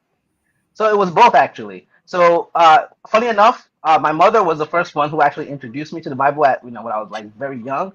But when I started reading it, just as part of like my reading reading habit and comprehension, and I started to learn to read in my mother tongue, like the Hmm. languages that my family spoke. Because my family, just a little bit of background, like we have Christians, we have Muslims, we have traditionalists, we have all kinds of practices. So it's not just Christianity; it's basically all these Abrahamic religions as well as the traditional stuff that we practice as like where we come from, right? So but in my upbringing, I read the Bible first in English, and then over time I slowly started to learn how to read my mother's native language. So I read it in both, and in both you could see the patriarchy kind of infused through it. Although at the time in my younger years I didn't understand like in totality like the whole idea of patriarchy, but I just didn't feel right. It never sat right with me, and I didn't like the whole for me, my thing was going to church every Sunday and the way it was practiced, and church on Wednesday, church, and and it's not the same kind of Christianity that's practiced here in the West. It's more so, it's like a syncretized mix of traditional beliefs and traditional practices with the colonizers' religion, basically. So I Mm. learned it. So to answer your question, I learned it first in English, and then over time, I slowly learned it in the native language. So and in both, it's still not good either way. Either way, it's still not good. And even like like I said, because the Old Testament is originally in Hebrew, and then the New Testament is in Greek, right? So even like when like we think about the original language, which is why like even that girl that I followed, like her going to school to learn like biblical Hebrew so she can read the doctrines herself is crazy. But a lot of it, like even the stuff that was taken out, if people are like people always, oh, this was taken out, this was taken out, but I'm like, what was left in was terrible. Like there's nothing that like that could have been put back in that could justify this God's actions. Even like you said, the Tower of Babel, that reminds me of even when Adam and Eve, right? Like when he found out that they ate the fruit of knowledge and good and evil, and he's like, we got to get them the hell out of here before they eat from the tree of life, and then they really become like us and can live forever. He kicked them out before they could get to that tree. Oh yeah, that story. I don't know how like even as a child that story did not sit with me, because as a child Mhm. I only had a child's understanding, right?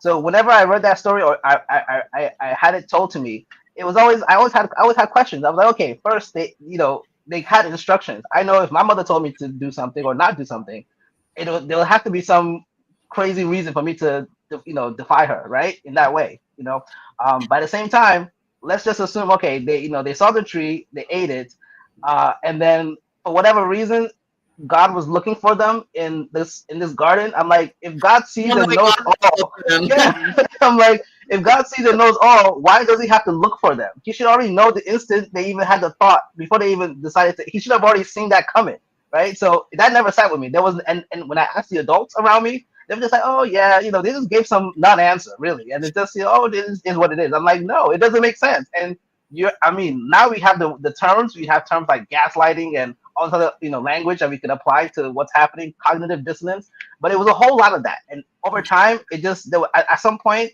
I just had to switch off and say, it's not going to work. It's not, and so I just grew up just okay. Yeah, we go to church. Yeah, we do the things, we sing and we dance, but I'm not really falling for this story that you guys are selling. So, but yeah, that story it never sat with me. It never. I never believed it. I didn't buy it. I wasn't like, oh, ate the apple out. First of all, why would you build a whole garden full of everything you need and then put this toxic thing in the middle and be like, hey, don't you can eat everything, but don't touch that. I'm like, why? Who does that? Who is like? And you're supposed to be like I can't imagine that. I couldn't imagine my mother making, and I love my mother's cooking. I couldn't imagine her making all my favorite foods, the rice, the beans, the plantains, everything, and then say, oh, by the way, this jar of whatever, you can't have that because it's poison. Like, why would you put poison within reach of a child? Like, Amongst yeah, all your sauces. right in the middle, like with the spotlight on it, like don't go here, like that doesn't, it never made sense. So I just a lot of it just if you apply just basic logic. I mean, sure, minus the brainwashing, just apply basic logic. If it doesn't add up, there's no need to twist yourself into a pretzel to try to make it fit. That's when you're gaslighting your own self at that point. Like, don't do it. Just own your own sovereignty. That's how I like to live, and just own your own sovereignty. And yes, we're all in the matrix, the matrix as it were. It's not even a matrix because Yes, the matrix would be good. Matrix. We're in a matrix. So just as much as we can, and even the words that we speak, just be cognizant of how those how would you call it, those factors can come into play, and just be cognizant of that to make sure we divest from just perpetuating the toxicity, because at this point we can't call it anything else but toxic. It's toxic. Like, I have whole generations of people in my own personal family who have been destroyed by religion. Their lives are no better for it, and that infuriates me, because I'm like, okay, I could tell you all day till I'm purple in the face, you won't believe me, and you until some random pastor preacher who's milking you for all your money every Sunday, that's the only one you want to believe. And it's wild. I'm like, if you took your money, let's say you wanted to play this game, if you took your money every Sunday that you were giving to the church and put it in index fund, some kind of whatever saving plan or whatever, and earning interest or whatever, you would do better after 10 years than where you would be with the church. Meanwhile, the pastor would have bought him a new jet. He would have bought him a whole new mansion. The church would still be in shambles, because it still is, because every Sunday is a building fund. What are they building? Are you building the church? You're not even building the church. You're building the pastor's castle. And you're not invited. At the end of the day, you won't be invited to the pastor's castle. He's going to leave that to his children, and his children are going to be running the same game on your children in the same church. And I've seen that happen in real time. So it boils my blood when I see it even in like West African countries, or even anywhere on the continent. If I see it here in the West, it's wild. It boggles the mind. I'm like, I could present to you apples to apples, orange to orange, and you won't believe it. So what will it take? It's like people have to really do their own deconstruction at that point. So yeah, I don't know. I could be long winded, but it's pretty wild. It's pretty wild to see.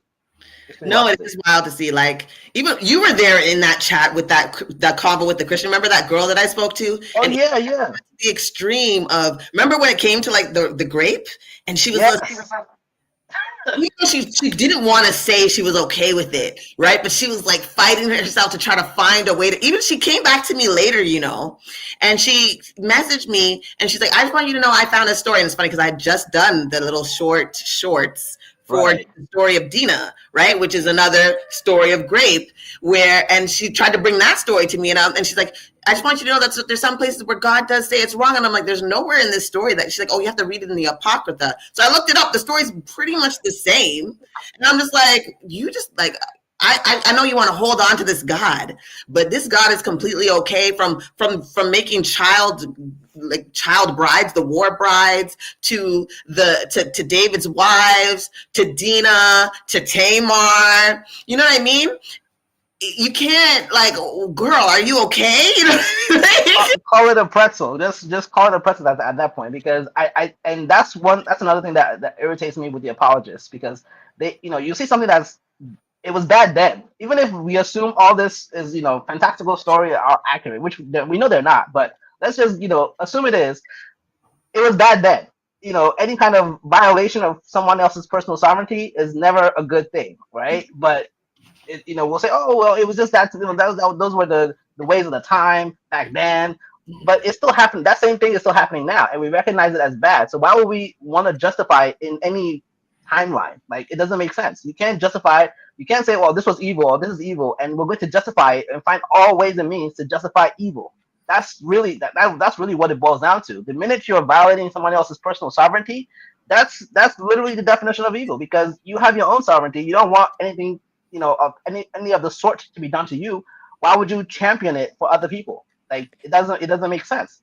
So I would say, yeah, the whole rape of women and children and even men, it doesn't make sense. There's a channel, and I don't want to shout out anybody's channel necessarily, but there's a person on YouTube called Lady Babylon, and you might think it's like weird and wild, but he's a Greek scholar. Like, he's not Greek, but he does studies in like ancient Greek, not the modern Greek as we have it today, but like the actual ancient Greek text from second, third century, whatever, right? So he does deep studies in that language, and the way he reads the text that people today are not reading, by the way. Only a handful of people are reading those ancient texts and actually understand them. So people who are speaking today, they're speaking from the mistranslation, the appropriate, all the watered down stuff. But if you go back to the actual ancient original Greek writings, and the way people actually handled like oracles and those type of divinatory practices way back then, it all basically boils down to like drugs, because Oh that's gosh. really what it was. Like, when they speak of, oh, we're going to heaven, they're really talking about an altered state of mind. That's really what they were talking about, because the Greek word for heaven back then was Uranus, which is what we call Uranus today, a planet. Mhm. But that's how they envision it. But the only way to have an altered state of consciousness or altered state of being is when you consume like plants substances, like that we call drugs, or plant substances, or even venom, like venom from certain types of reptiles, like snakes, frogs, things like that, right? Or certain kinds of shellfish, for example. You get an altered state of mind. So that state of being is what they consider to be heaven. So if you Mm. think about it in that context, and you think about how they were practicing pharmacology in terms of medicine, and how they actually did their because again, women were the first medical practitioners, because they had to give birth, right? So you have to know how to stop the bleeding, how to deal with placenta, how to not have the baby and the mother die during the process. So women were the first ones to really understand that practice. Women were the first farmers, because they had to understand the food processes and all that stuff, right? So we understand this, but let somebody else tell it. It was a whole different thing. So women were closer to those type of practices, where you have to deal with chemicals and you have to deal with quote unquote magic, but it's really just science, right? What we call magic is really just science. So back then you had their scientific practice. Obviously they didn't have the same exact instruments that we have today, but they had something, and they had enough of it to be able to pass it down to us, for us to be able to have a curiosity about our environment. But just because we don't have the same exact understanding that they had, we can't ignore, or we can't deny that they also, just as we now are curious about our environment, we cannot say they back then were not also similarly curious about their environment, because we have the history and the records of it. They have calendars that were based on the moon and the revolution of the planets and all this other stuff, which again goes back to the women and the women's bodies, because the women's bodies were tuned as clocks, because that's how you knew when you're gonna be able to get pregnant. That's how you knew, basically, because again, the oldest ritual is childbirth, right? Because men are not involved directly in the birthing process. They involved it for like 2.5 seconds in the beginning, But 9 months later, you have a baby. So there's a lot of mystery surrounding that, and some of the cultural practices are um, heavily dependent on the childbirthing process. That was like the most ancient ritual. So every time you see nowadays, you see the men, prancing around in dresses.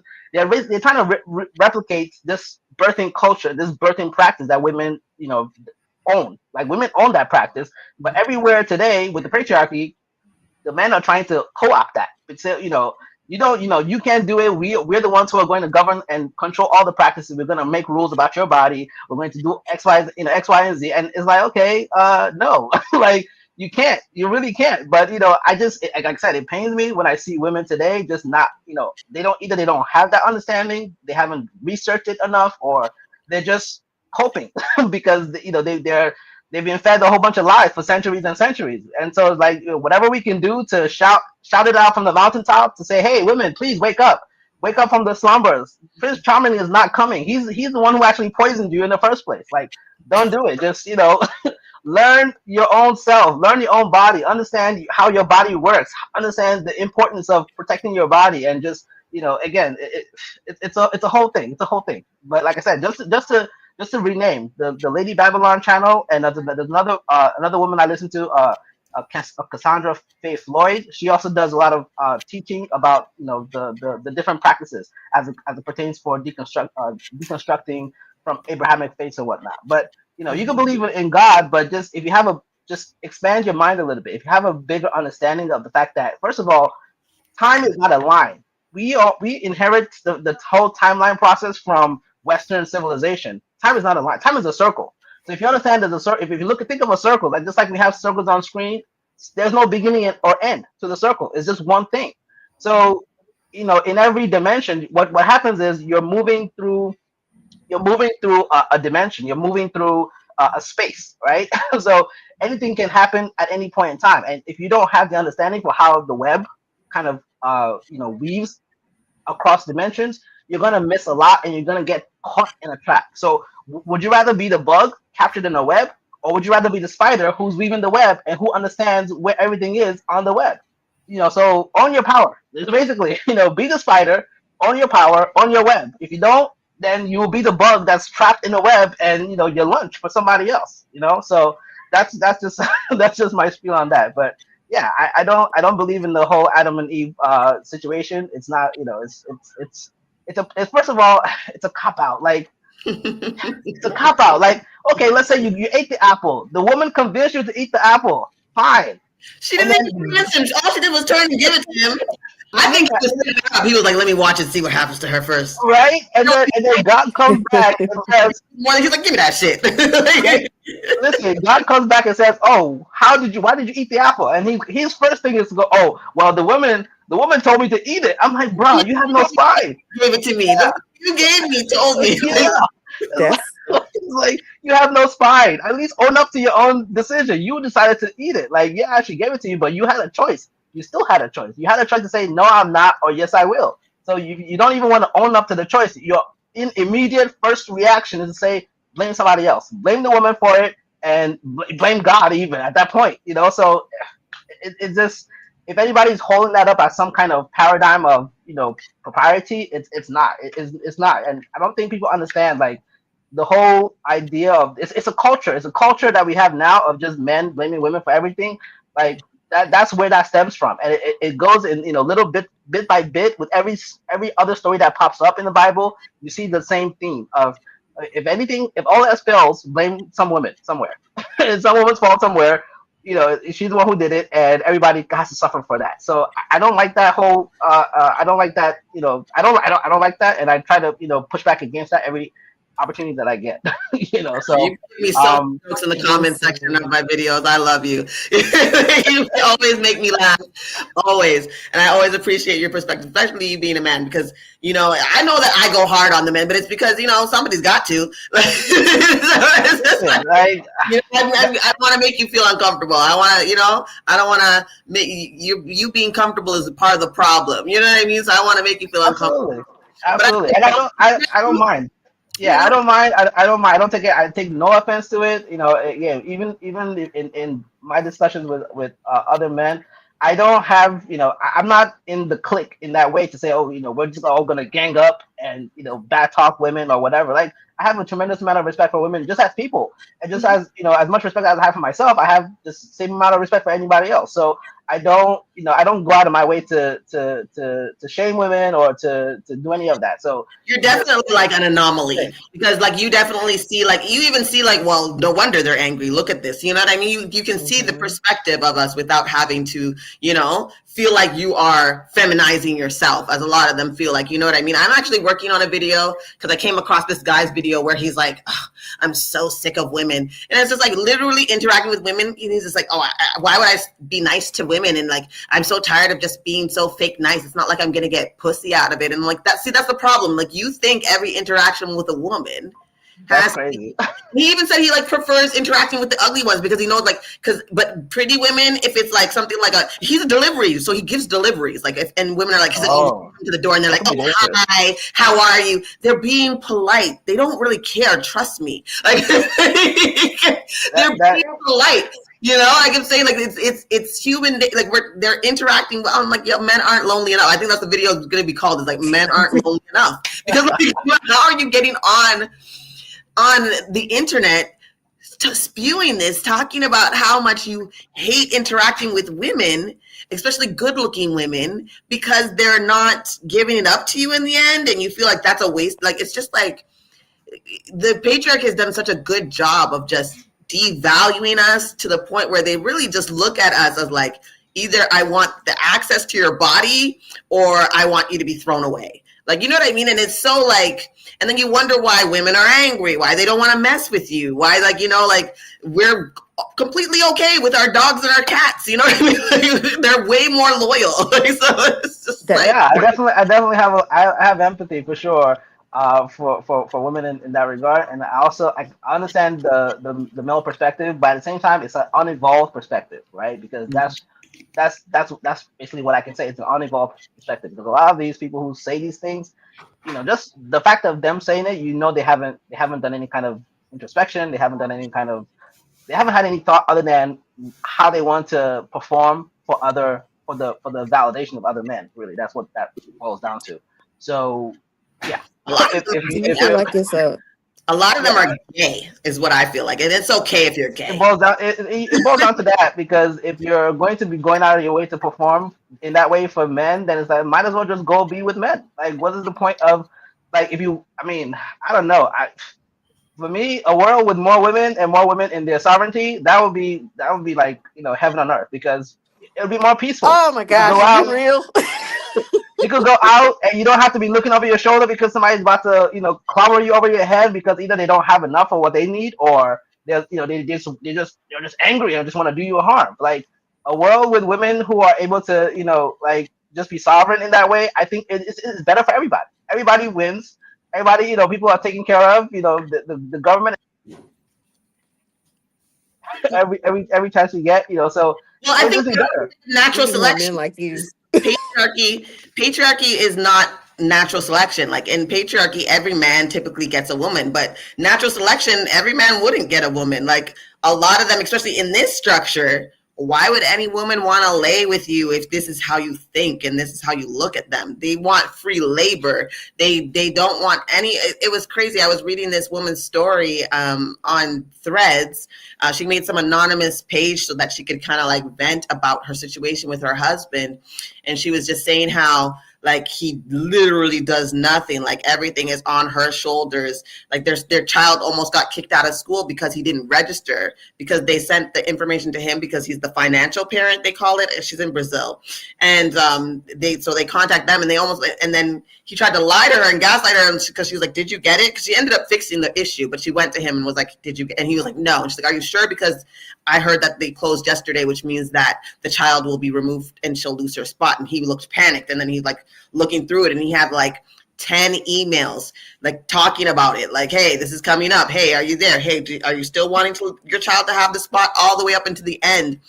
And the way that he just gaslit her, it was just like, it's almost like the way that she's describing it, it's basically like he just wants her there so that he has this ideal performance. And you even see that like in corporations, right? Men are more likely to get, promotions if they have a family, because, men look at that as some sort of stability and all these things. And it's like just weaved into patriarchy, and they get so mad about it. But it's like, it's other men who are making these rules. Like, matriarchy isn't even women trying to overcome and overthrow men.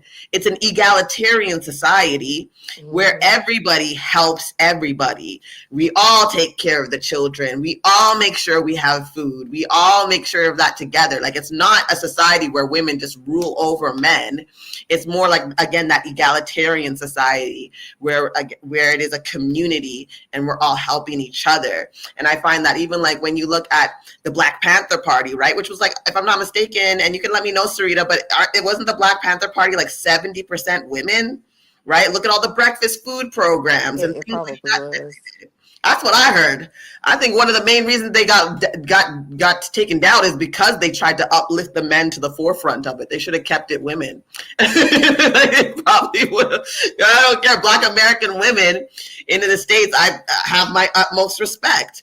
You guys are literally the blueprint for how we should work as a community, because when you guys come together, you guys make movements happen. Even though, and I think some of the biggest mistakes was just, again, falling into that patriarchal mistake of putting men at the forefront and trying to make them be the leaders and make them be the face, when in reality, because even Marcus Garvey had like women in his army.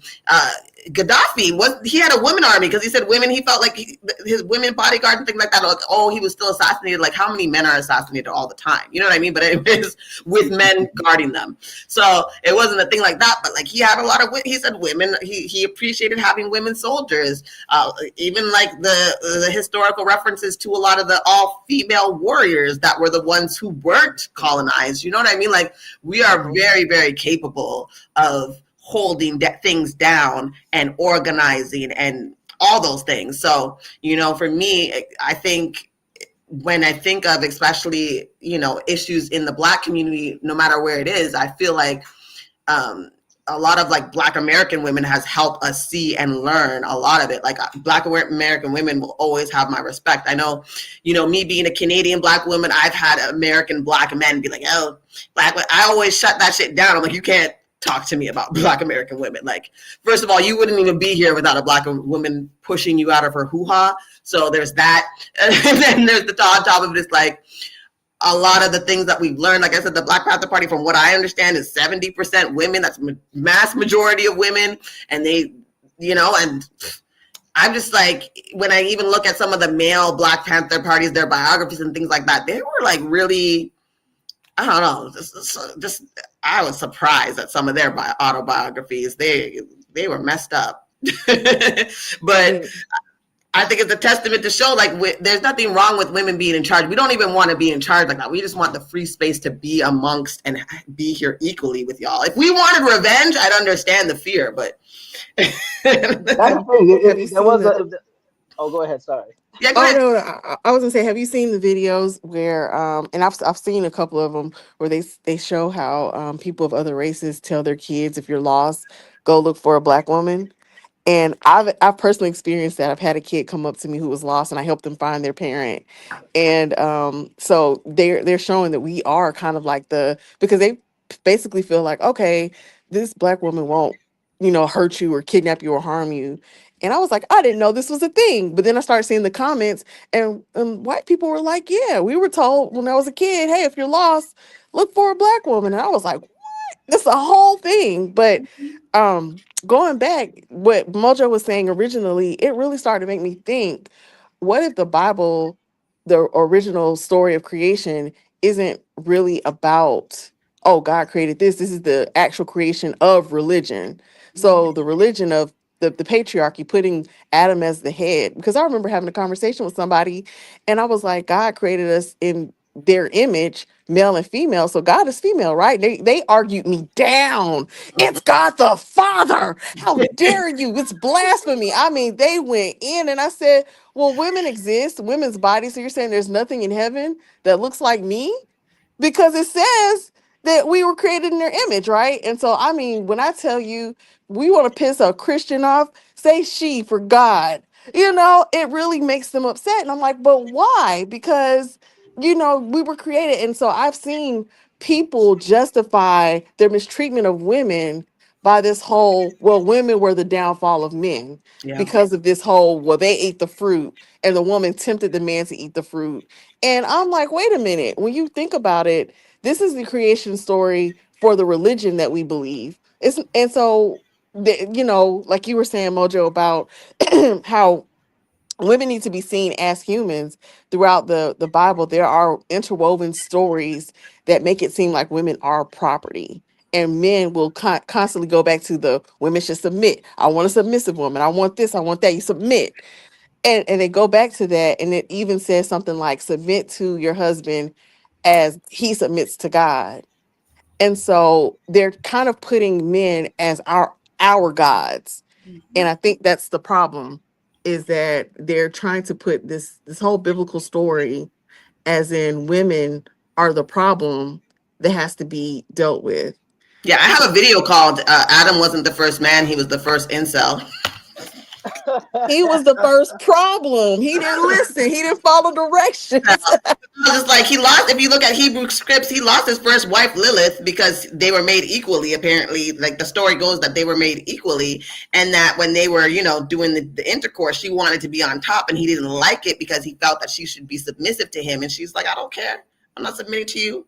I was like, and so she got kicked out, and that's why he was. They created Eve, and they had to do that whole thing.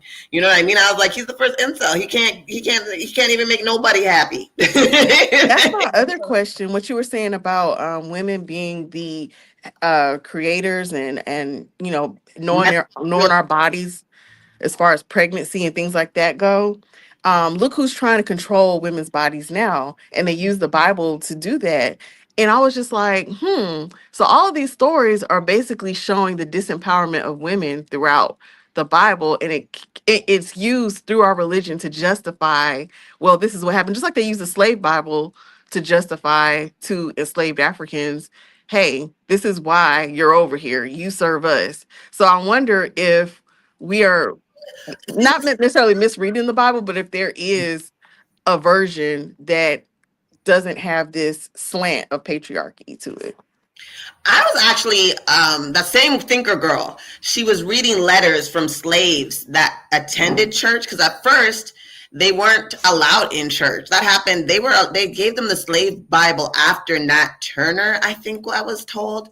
I have to look into it again because they were looking into the history of this, about like when it was introduced to the slaves, because at first they wouldn't always bring them to church, but they would be in a different section.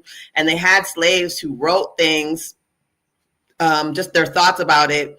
And he was things that they would overhear the pastor preaching and coordinate to them, like, well, if this is me, if this is whatever. It's very interesting to hear their perspectives. It's like it's apparently like an archive that they have in the US. I know she shared it in her Discord, but it was like it was letters from actual slaves and what they were experiencing at that time, overhearing what they heard in church and just the reference of it. And then how even with the slave Bible, they didn't give it to all slaves. They gave it to that one slave that they designated to preach to others. And they would only let them read certain pages, which were the things of like, obey your earthly master. And, if you do well on earth, then you'll get your joys in heaven. And these things that, have brainwashed us so much so even now, we're letting these world leaders and elites get away with so much. You know what I mean? Like, I think there should be so much more outrage about these files that have dropped, and that what they're doing, and they're protecting all these people, redacting all these names. And it's absolutely outrageous, right? But we have been so desensitized, even to the point where some people are like, well, God's going to deal with them eventually. And I'm just like, no, we need to deal with that shit now. You know what I mean? We need to. It's really made us passive. It's made us passive to always wait on God to do something. And people aren't realizing that we need to do it here. We need to be the ones to galvanize and to gather. Right. So if you're still here, I would really like you to come up. I'd like some opposition. I'm in the mood. In the move for, Uh, in the move, in the just a move for a little bit. fight. Because I would like some of that explanation, like where are you getting some of that stuff? I don't know if you're still here, but feel free to press the link and share your. I'll pull up. I have the Bible app up on my computer. I could share the screen. You could show me where your stuff is, because I'm not over some of the stuff that they try to say. But yeah, I really like whatever. I was They talk gonna say, about with the whole, because again, this is we're dealing with like millennia of like history, right? So, just if you think even just in more recent history, if you look back to the era of the Inquisition, where they were literally like burning women and killing women, just eradicating, it's like women who were not part of the, I guess, I can call it the Catholic Church or whatever, is like they were just living their lives, and because they weren't like taken into the state mandated religion, they were basically eradicated. And the whole reason for doing that is so that the church could take claim of their property, right? So there's Mhm. been not only theft of real property, but there's been theft of knowledge. And if you look at all the history that we have, is largely written by men. So you're literally missing history from half of the world's population. Like if more than half the world's population are women, you're missing that history. So if you don't even think, that's like there's so much information that's been lost to time just based off of that you can't just sit today and be like, oh yeah, this is the one true fact of the matter. They It destroyed really a isn't. lot too. They destroyed Yeah, all the evidence. That's even like yeah, with this book that I was reading, like when God was a woman, even when she said she had to like go back to things like how she found out that Egypt was matriarchal is because she was reading the letters that this traveler, he documented and would write letters about what he saw in Africa. And that's how she came across like how Egypt was actually quite matriarchal. Like the men stayed home and weaved baskets and cared for the children. It wasn't like he was writing from a perspective like, oh, what the hell is this? He just thought, oh, wow, this is different. You know what I mean? So it's, even like Greece, that like there's a section on like the attack on the matrilineal clans, right? Because a lot of places were matrilineal. Uh, Anatolia, from of old, they have been ruled by the women. There's so much here. Babylon, even to hold and manage their own estates, women were able to hold and manage their own estates. As much as like the Bible crucifies Babylon, and you look at the Hammurabi laws. Hey, what you doing? You look like you have something that you're not supposed to have. Sorry, my puppy. To hold and manage their own estates, like there's so much in here. It's crazy. Like the high priestesses and things like that, and even like the men, if they wanted to serve higher statuses, they would have to cut off and become, cut off their thing and become eunuchs to even be able to get those levels. And it was like that's what they would do because they felt like their tool was what was holding them back. Again, back then they had really not a lot of an idea of how children were born, right? They didn't really understand their involvement in that process. Like women would just, and imagine what to them that is God. Like, oh my God, she's creating life. Like they attribute it to like some goddess energy. But Sarita, you would probably like a lot of like, I did a lot of like videos on even like, I did videos on matrilineal DNA, mitochondrial DNA, which goes back to the first woman. Like we all of our genetics go back to one woman in Africa. And even now it's all been passed down and there's no patrilineal version of it. That's it. I'm thinking, I'm really starting to think about that. I really am. I think there's some truth to there being this mother God that we're not acknowledging, even if it's ourselves, we're not acknowledging. So this has been a really good conversation. I'm going to head out, but thank you guys so much. It's good Thank you. talking with you all. all right, have a good one. You too. And like I said, Mojo, we need more men like you. I wish there were. You teach your brothers, hey, women are human beings first, not your property. Thank you. Definitely doing my part. He be in the comments too. Don't worry. He shows up. Yeah, we got to combat those harmful narratives, and teach the future generation to do better. Because again, it's just too much chaos, and it's like, at what point does it stop? Because we're being lulled into compliance, being lulled into a false sense of safety. Because like, oh, Jesus is coming to save you. No, really, that's not happening. And part of it is baked into the cake of the religion itself. Because it's like, oh, put all your faith in this random deity that you have no evidence for, no proof for. Meanwhile, turn the other cheek at the same time while you're getting abused here on earth. Like, Mhm. that doesn't make any sense. Who does that serve? Who benefits from that paradigm? Certainly not the average person. Everyone is giving their last dollar to the church. Meanwhile, the church and the head of the church, literally the walls of the Vatican are paved in gold, and they're starving children on the planet. Like, how does that make any sense? And if you tell this to Christians, they'll say, "Oh, well, why are you only focusing on Christianity?" Okay, we can talk about the the other Abrahamic faith. They have the I same tell my problem. focus on Christianity because So that's everybody can get it. that's what I grew up with. Like I can't speak on Right. other religions. I don't know them. You know what I mean? Like Yeah, I can like that's speak on what I I know. understand that. I understand that, but that's why I say, like, just because my understanding of how my family is, because we have people who are of all different religions, so it's like, I personally don't care who gets it. As long as, if you tell me that you are a part of some religion and the head of that religion is some male deity, I say you already have a problem, because that only is going to lead to subjugation and abuse of women. Because it's like a weird hatred for what anything women or feminine. Because even now, anyone who's talking and they're like, they're trying to ascribe negative or bad traits that they don't like in themselves, they say, oh, well, that's feminine, or, oh, that's a feminine thing to do. As a man, you can't do XYZ because that's feminine. Like, you I hate say that women, all just the say time, you hate and women. to stop that shit myself because it's almost second nature to Right. attribute. Even calling a man a pussy, like, oh, you're so pussy, you're so weak. I'm like, pussies are strong as fuck. First of all, like, Exactly. In actual factual reality, like, you should be calling them scrotums. They're sensitive as hell. exactly.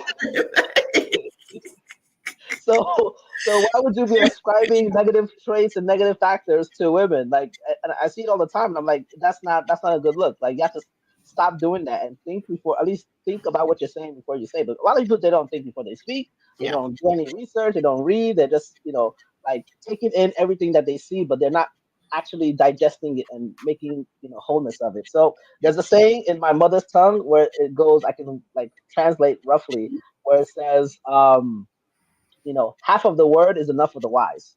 So it's like, if I tell you something, even if I don't tell you the whole thing, if I tell you, if you're wise enough, it'll resonate in a way where you can formulate the whole picture, basically. So if you're only getting half of like history from all these patriarchal religions, and you are not thinking about what's missing, and it doesn't even occur to you that anything is missing, then yeah, you missed the boat. And it's only to serve the state. The state and the religion, I know they say separation of church and state. That's not real. It literally is church and the state. They're one and the same. And so it's the state's desire to control you so you can pay more taxes, have more children for the system, and it's the religion's desire to keep you passive, so you can always be waiting on some external deity to come and rescue you from your situation. But if you were to own your power and break out of that, then you can actually move and make change in the world in a way that's beneficial for everybody. yeah. So yeah, it's a wild one. It's a wild one. No, I'm telling you. Like I was hoping some Christians would come up and like give me some pushback, give me some, especially because like I was reading. I don't know how long you've been in here, but I was reading. I started off by reading like one of the comments because I invited him to this live because he was like, "Oh, show me show me where it says this, show me where it says that." And I was like, "Okay, come through. We could go through it, right?" Because he actually accused me of believing in magic because I believed in science. I'm like, "You're the one who believes in magic." I was like, "You believe that the world was created from spoken word, like that's magic. You believe in talking snakes, that's magic." Like, like. I was hoping he would come through today. And even like a little opposition that I got from whoever this was, the do unto others, I was like, come up since you want to be all froggy and tell me what I don't know and what I don't understand. Like I had the Bible up ready so we could go through some text because I like receipts. You know what I mean? Like I could show Yeah, you yeah. Christian God has been evil as hell. Like show me, you know what I mean, where I'm wrong. And then it always goes down to, you need the Holy Spirit to read it. And it's just like, that's just the dumbest thing I've ever heard. They always like to make excuses. That's the number one go-to. When all else fails, they'll make an excuse. Oh, it was that time. That was how it was back in the day. Oh, the New Testament is not the same as the Old Testament. Jesus is the way. Jesus, came to save everybody, and you just gotta believe. Like, no, those are coping mechanisms. Those are coping mechanisms because I can't call my bill collector and be like, hey, Jesus is the way. And I know I owe you this money, but Jesus told me you won't get it, and it's not on my time, it's on his time. I wish it could. They'd be like, yeah, well, wait, we gonna cut it off until he finds the time. We gonna cut off. That doesn't fly anywhere. So I don't see how that makes sense to apply, in anywhere that you're serious about. And the one thing, like I said, religion has been, I've witnessed it being like a toxic force in just people that I know in terms of how how their lives evolve over time. Again, they're not learning about how to manage their finances. They're not even learning real useful skills for how to navigate in the world that they're in. They're just being placated with like fairy tales. They're being placated with, and then at the same time they're being robbed. They're being fleeced of whatever they do have. So it's like a double whammy of you're not getting any real knowledge of how to be in the world and how to be, a productive person in the world, but you're also being robbed at the same time. So at the end of the day, you'll get left holding the bag of nothing. And it'll be too late when you realize you gave all your money to the church and you have nothing to retire off of. And now you have to break my heart. Like just the other day, someone came up on one of those panels to talk about that. Like her grandmother had given so much to the church, like every week. She had passed away. She had no will. So they have this GoFundMe up and the pastor's like refusing to contribute. Like she's the reason, like, you know what I mean? A lot of the reason why your church is still on its legs and you won't even give, you still charging them to have the church, the service there and all these things. Yep. And they have to put up a GoFundMe to even bury her. And she's been giving her life savings to y'all. I was like, it's so heartbreaking when you hear these stories because like literally people are giving their lives to this God, to this church. And in their death, they can't even have the help that they need to even be buried properly. It's insane. And then how do you still continue to go to that church as someone who's seen them do this? And continue to give their money. It's a cognitive dissonance. I can't. They don't. It doesn't like. It's like it doesn't register. Similar to how we have these I don't know, these e-files that are floating around. I'm like, where is the outrage? Especially if you're a parent and you have children and they're out in the world. Where is the outrage? Like it's like there's no outrage. It's like, oh yeah, it's happening. We want to see more evidence, and we want to see. Oh, or it's like, oh, we've been saying that, but yeah, like now we're having the truth. Like there was this little girl's diary, and she was talking about she's 13 years old, went through several pregnancies, and one of the stories she talked about how one of her babies were ripped out of her hand, and they brought her down to the I guess Michigan Bridge or Michigan Lake or whatever, and threw her newborn baby in there. I was like, how are people not outraged at this? Like they had breeding farms. They're like, and yeah, like a lot of people have been trying to get this exposed forever. But like now that it is, it's like, I don't know. It's very, very odd to me. And it's just like, it just goes to show how like desensitized we are to this. It's insane. Like the stuff that you're seeing in there, like, what did I see? They were, oh my God. I don't even know if I want to say this. Because the things that they were doing with the newborn babies. Oh, I heard. Yeah, like they would play the mother's voice to get them to latch on to their organ. Oh, wow. Oh, so wow. Whatever. And they would do it till the baby died, like the oral, So the babies would be crying and they would play the mother's voice so that they would suckle on their member. And unbelievable.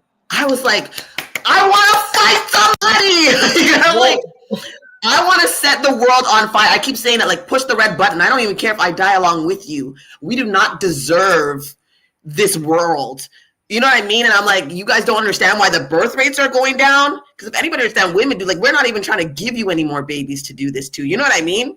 Like, when I heard about like even like I did that video where South Korea is pretty much extinct because of their 4B movement. They haven't had any kindergartners for years, and they're saying it's to a point where they can't. There's no turning back. South Korea is going to be obsolete soon because the women said no, we're not marrying, we're not having children, we're not having sex with y'all. And look, you know what I mean? Good for them. It needs to happen faster because the way because again, children are seen as property. They're seen as having no rights, as opposed to just it goes back to the same tenet of subjugation, and that's what the Abrahamic religions teach, and that's what patriarchy fosters. If you remember the story of Abraham and Isaac, I think where he was going to go sacrifice his only son on some altar, this is literally what we're seeing play out, where we're seeing people sacrificing their children, or they're just straight up kidnapping children and doing whatever they want with them. Like the whole trafficking situation is out of control.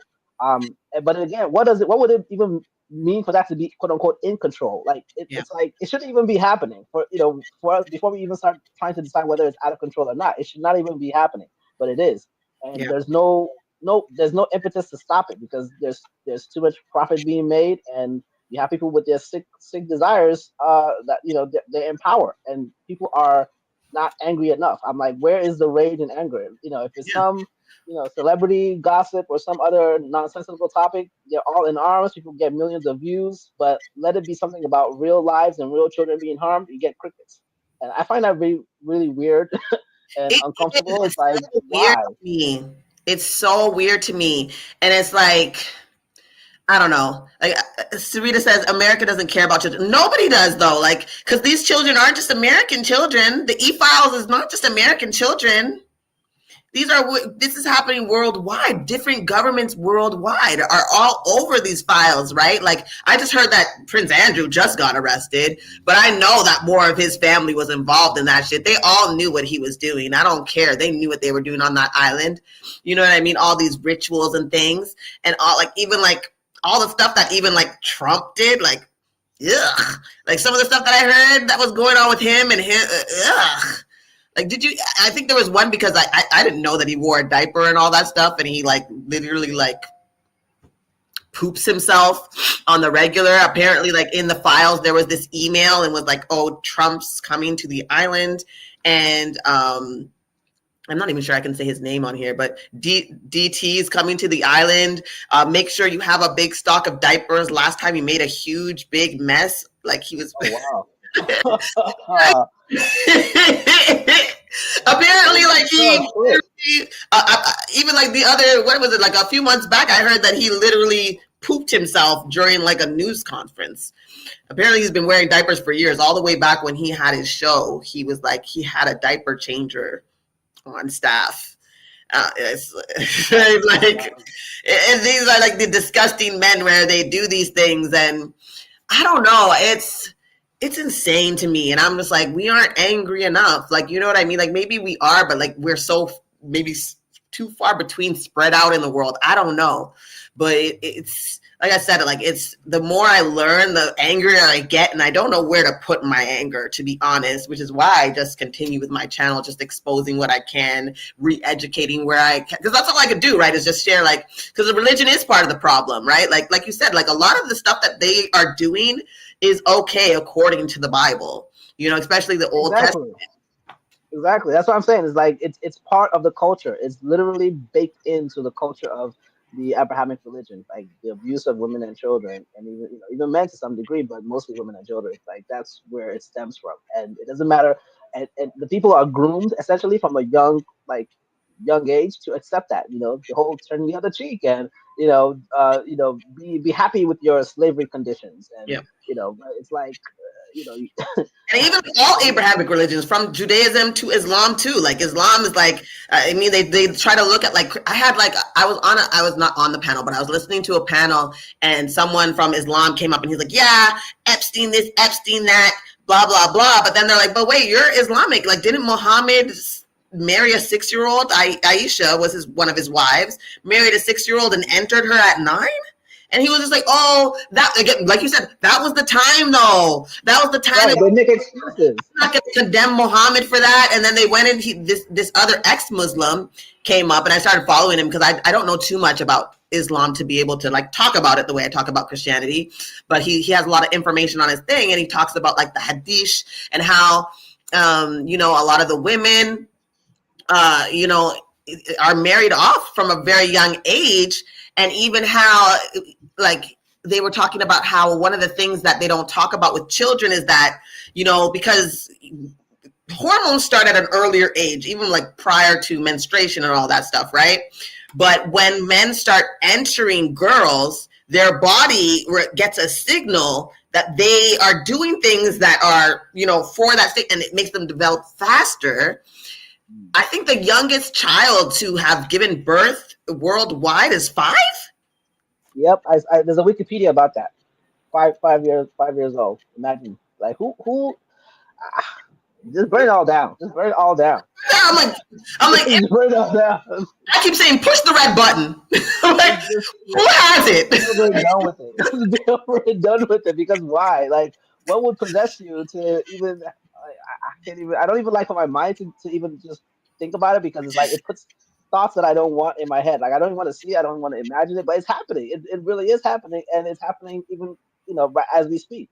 So, and it's just like, and the thing is, like, people like, and that's why I even have to check like certain like Black people, because I know you want to blame it on white colonialism, but at the end of the day, now Black people have adopted this. You know what I mean? Like, it doesn't matter where it came from. Right now, all of y'all are in on this, no matter what color or creed or ethnicity or country.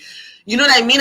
And as much as they say, oh, atheism, the atheist countries are the ones who are more likely to protect in that situation. Like, people like to talk about China, but China has laws against teaching your kid that they're sinners. That's against the law out there. You cannot tell a child that they're sinners. You're not allowed to indoctrinate them. It's completely against the law. And I was like, go ahead, China. You know what I mean? Because it is abuse. Yeah, when you teach young children who don't know any better, that they were born filthy, worthless, and they have no purpose other than to worship this unknown, unseen deity. That's not even anything they can really relate to, and that's just priming them for all sorts of abuse because they're like suffering becomes like a mantle that they have to uphold. Like, oh, who can suffer the most, right? Because we're suffering in the name of Jesus. Like, no, that's literal abuse. Mm-hmm. You're being groomed to tolerate all sorts of all sorts of just violations on their person.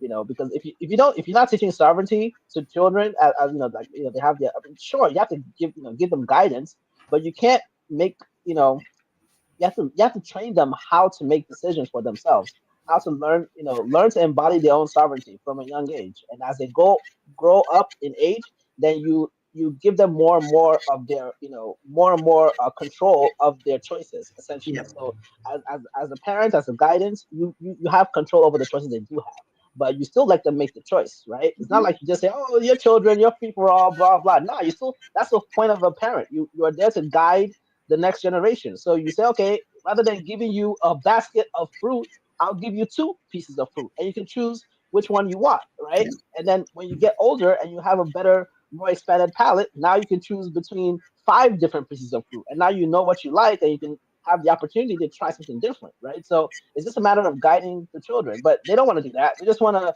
use up the children for their own nefarious purposes, and it's wild. If you look up that YouTuber that I mentioned before, Lady Babylon. Babylon, yeah, put it down. I'm gonna look it up after. I'm very intrigued. Because the owner of the channel, he wrote several books, but he wrote one called I forget the title. It's basically original, I think original sin and rape in the church. I forget the title, but he has a few books where he documents how from the ancient times with like I said, he's a Greek ancient Greek scholar, right? So he learns the old texts. So he has a book where he documents the trajectory of how rape was basically institutionalized in the church because that's how they purified the young boys for Christian worship. Like they literally, like the priests will basically hold the whole deity situation and what they were doing with the baby oil and all that. That's literally a Christian practice. Mm-hmm. Because that's what they did. They put drugs in the oil and use it to get things going and get the boys in a state of basically priesthood. That's how they inducted them into priesthood. It's like, oh, you must cast away all your fleshly desires or whatever because your flesh is the sin. Just having flesh, even though Mother Earth gives you flesh because that's how you can live on Earth, right? As part of Earth, yeah, that's a sin. You being born of a woman and being born of your mother, that's a sin. You have to be born again in Jesus. Like it's a death cult, right? Mhm. So It is. Yeah. they have these weird practices where they haze the children and the young people into those doctrines. So all the fraternities, the order of the priests, and all that, it's all part and parcel of that practice. So it's not, So if you can literally trace a line from those practices through the Roman Catholic Church and all the nonsense that they do through the current e-files that we're talking about. It's all the same, like, same game that they're playing. Yeah. And Someone actually was holding a live saying that Jeffrey Epstein is just like your God. I was like, damn, but it's true. You know what I mean? When you look they at do it, the and you same get the thing. parallels.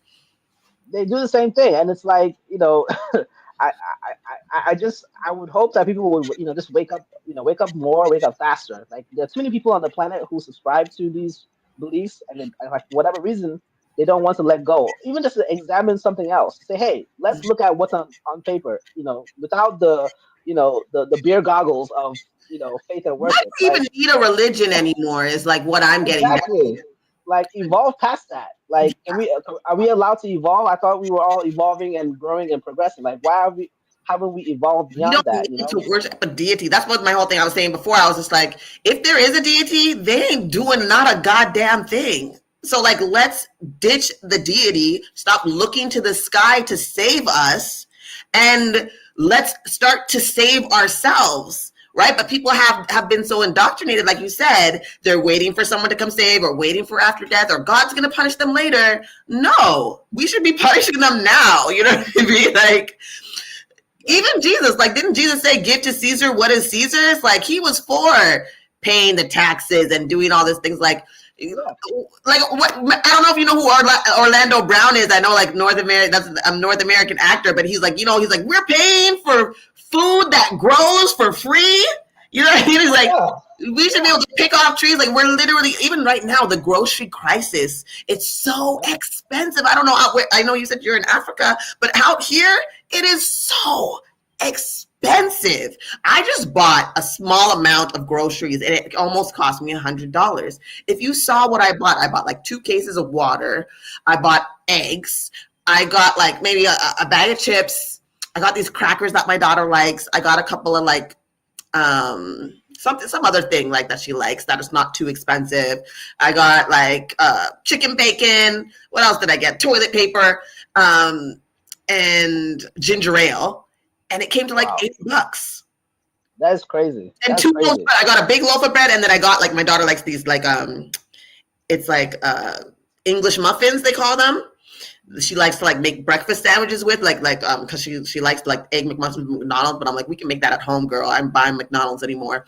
So I make it for her in the morning. I make a little like with the same kind of like bread that they use, and then I put the egg and the chicken bacon and make her like a breakfast sandwich in the morning. And yeah, like that's all I bought, and it was like almost $100. And I was like, I barely got anything. Right. I'm so pissed when I saw the total. That's the game. The convenience of, okay, you can just go to this store and buy whatever, but we're gonna charge you like crazy. We're gonna tax you like crazy for that. For the privilege of us robbing you, we're going to we're going to make you pay for that. But essentially, because what would be the alternative, right? As opposed to it being provided by the government, like your taxes should be subsidized in a way to subsidize those basic necessities. But what would be the alternative? The alternative is you're out in the land somewhere, you're making your own, you're growing your own food, or you have a community where the food is grown. Everybody participates in growing the food and doing the work it takes to supply the food. And then you can actually but it requires a certain way of living, right? People have to want to live like that, but most people don't, unfortunately. Yeah, Or at least, true. maybe they don't know how to. There's enough for everybody. You know what I mean? There is enough. Even with the whole like water crisis, when you think about how like much of our water is just not even drinkable anymore, and like they pollute everything. They pollute everything. They pollute the water. They are cutting down the trees.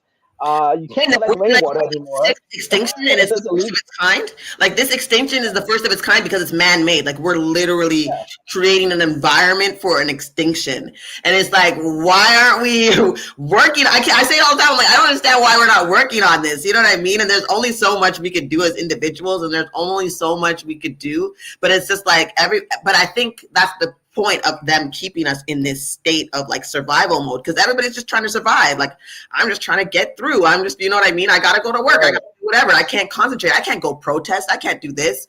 I'm like, listen, if we all, even like with everything that happened with the C-19 thing, I think what I noticed the most was just how much if we just took a step back, because look what happened when they made us stay home. The air got cleaner, the water got cleaner, everything in a matter of just a year. We saw like everything reverting back and just getting back to, but of course, you know, they let us out and everything's back to normal. And we have other issues. Like we've heard people be like, listen, we made a car that runs on water. We made a car, you know what I mean? Or on like other things. Like we've made like such strides, and then they like that person goes missing, right? Like you never hear from them again. Exactly. Yeah, that's what, and I noticed that too. And I always say like, okay, what would be the, especially, people have platforms, like what could they be using that platform for, to highlight those type of developments, to say, okay, this is someone or some group of people who are doing something different. Let's see how we can all, learn from that and support that, as opposed to spending so much time on, the gospel of the celebrities. The celebrities don't care about you. They're not here to do or fix anything, but the real world situations that are actually affecting you, there's no energy given to that. It's always, the gossip. The celebrities who do speak up, like they're considered like listers. They call them the C-listers, the Z-listers. They're not popular because they do highlight these things, so they don't give them the time of day, right? Like, hold on, we had quite a few of comments. I don't want to ignore y'all. So Sari says the movie Don't Blink. Have you seen that movie? I haven't seen that movie. Was basically a documentary. I'm gonna check that one out. Is that on Netflix? I'm gonna look up that movie. The Orange Idiot. Yes, the Orange Idiot. Maybe that's what I'll call him from now on. And then High Frequency. Hi, High Frequency. She said, "What the F?" Very much so. Sake my Ed. I think she's talking to them Devils. What the fuck? Yes, 5 years old is the youngest. Very disgusting. Absolutely. They are too scared, but it's like if we all come together, there's nothing to fear. Like, you know what I mean? We have the numbers. When you really think about it. The numbers. In social justice class, because I had to take a social justice class for the prerequisites that I have to take if I want to go back to do midwifery. And she was saying how it only will take about 3.5% of the population of the population to actually change. That's not a lot. They make us feel like we need a lot of us, but it really isn't. But the problem is that we're like, it's hard to connect, because I feel like we do have the numbers. It's just we're all over the place. And we don't have access to each other, again, with the borders and the passports and the visas to get, you know what I mean? Like, right. And plus, again, remember, they're always injecting some element of chaos and confusion. That's the only tool they have, because you have to constantly disrupt the people and interfere with the people. Say, oh, look what's happening over here. There's a war and crisis on this part. Or, oh, look over here. There's another disaster happening. But all these things are orchestrated to keep the people from ever saying, hey, I see you, you see me, let's get together and make this place better. They don't want that. So the only thing they can do to avoid that is to cause chaos and confusion, because the more chaos and confusion you can create, the less, the more people are basically scattered like roaches trying to, scramble for the next crumb, so that's what's happening at all levels, really. Because again, if everybody said, okay, you know what, for National Earth Day, everybody, nobody goes to work. But I mean, 1 week of us not going to work would make them problem. 1 week, 7 days, they would be begging us, and it's coordinated day off. Chance. Yeah. Rita said, don't forget, they can ask forgiveness and be forgiven and absolved and still go to heaven after all the evil. Yeah, Jeffrey Dahmer. He was eating us. I mean, now that we know that that's actually a thing, like they were eating us in slavery too. But like he was eating people, and he was like, a priest visited him all the time, and he's like, oh, he gave himself to the Lord. So apparently Jeffrey Dahmer is gonna be in heaven. I don't want to be with that. Like, when I think about all the people who are probably going to be in heaven, I'm like, please send me to hell. It seems like I Right? feel Because all the people that all the evil people who did crazy like evil stuff on the planet, like they're the ones who are gonna be sitting next to you at the heavenly pearly gates or whatever. Like that doesn't even make sense no, because thank you. why, right? So here's the thing, like with the whole like look at Jeffrey Dahmer in heaven with the whole heaven thing. Like all the people that are, they've been, serial murderers, rapists, all kinds of stuff, and at the very last breath, they're like, oh, you know, coming to see you, Jesus. Like really? So that all And they're really, automatically absolved. they're scared of dying, and they know exactly if they've been indoctrinated, which a lot of us have been, to believe like you're gonna. They're like, oh, I don't want to go somewhere terrible. I just murdered all these women. I just murdered all these men. I just ate all these people. Had them for dinner. But I'm gonna give my heart to Jesus now. You know what I mean? Because I'm But here's scared, and I know I'm gonna be taken out. So yeah, I'm just gonna, give my heart to Jesus, so you can feel at peace in your last moments. I'm like, But man. here's the twist. Here's the twist. They don't even actually have to do any of that because it's baked into the religious practice that they are automatically absolved, provided they're whatever they're doing, they say that they're doing in the name of their God. Yeah. That's literally what it amounts to. Because if you look at throughout history, even like I forget what pope, one of the popes, he literally told the Crusaders, like, if you go out and conquer the foreign nations or foreign peoples in the name of God, anything you do is automatically absolved, and I'm giving you that command. So it's baked in. So they could go and commit all sorts of atrocities in the name of their God, and they're automatically forgiven. Now, if you think about the Nobel Peace Prize, everybody gets up in arms about, oh, the Nobel Peace Prize, and you know Trump like trying to get the Peace Prize or whatever? Or why does he think he deserves the Nobel Peace Prize? But if you look at the history of the Nobel Peace Prize and other people who have received it, the original founder of the Peace Prize, his name was Nobel, I think, but he was like one of the people who created this he killed a lot of people basically. Like his work as a scientist or whatever resulted in lots of people dying.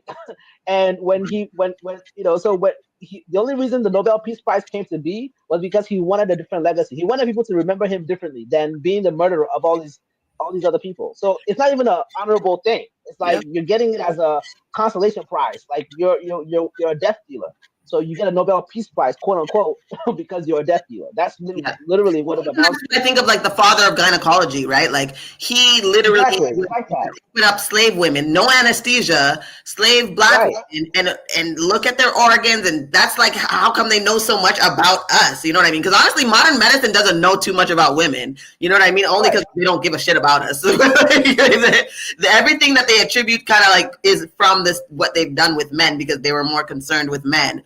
But it reminds me of that. Like, he's the father of gynecology, but he was a murderer. He worked on black women, black slaves, Right. and would open them up and check them out and see what was going on in there, and to figure out. And I just, like, I don't know.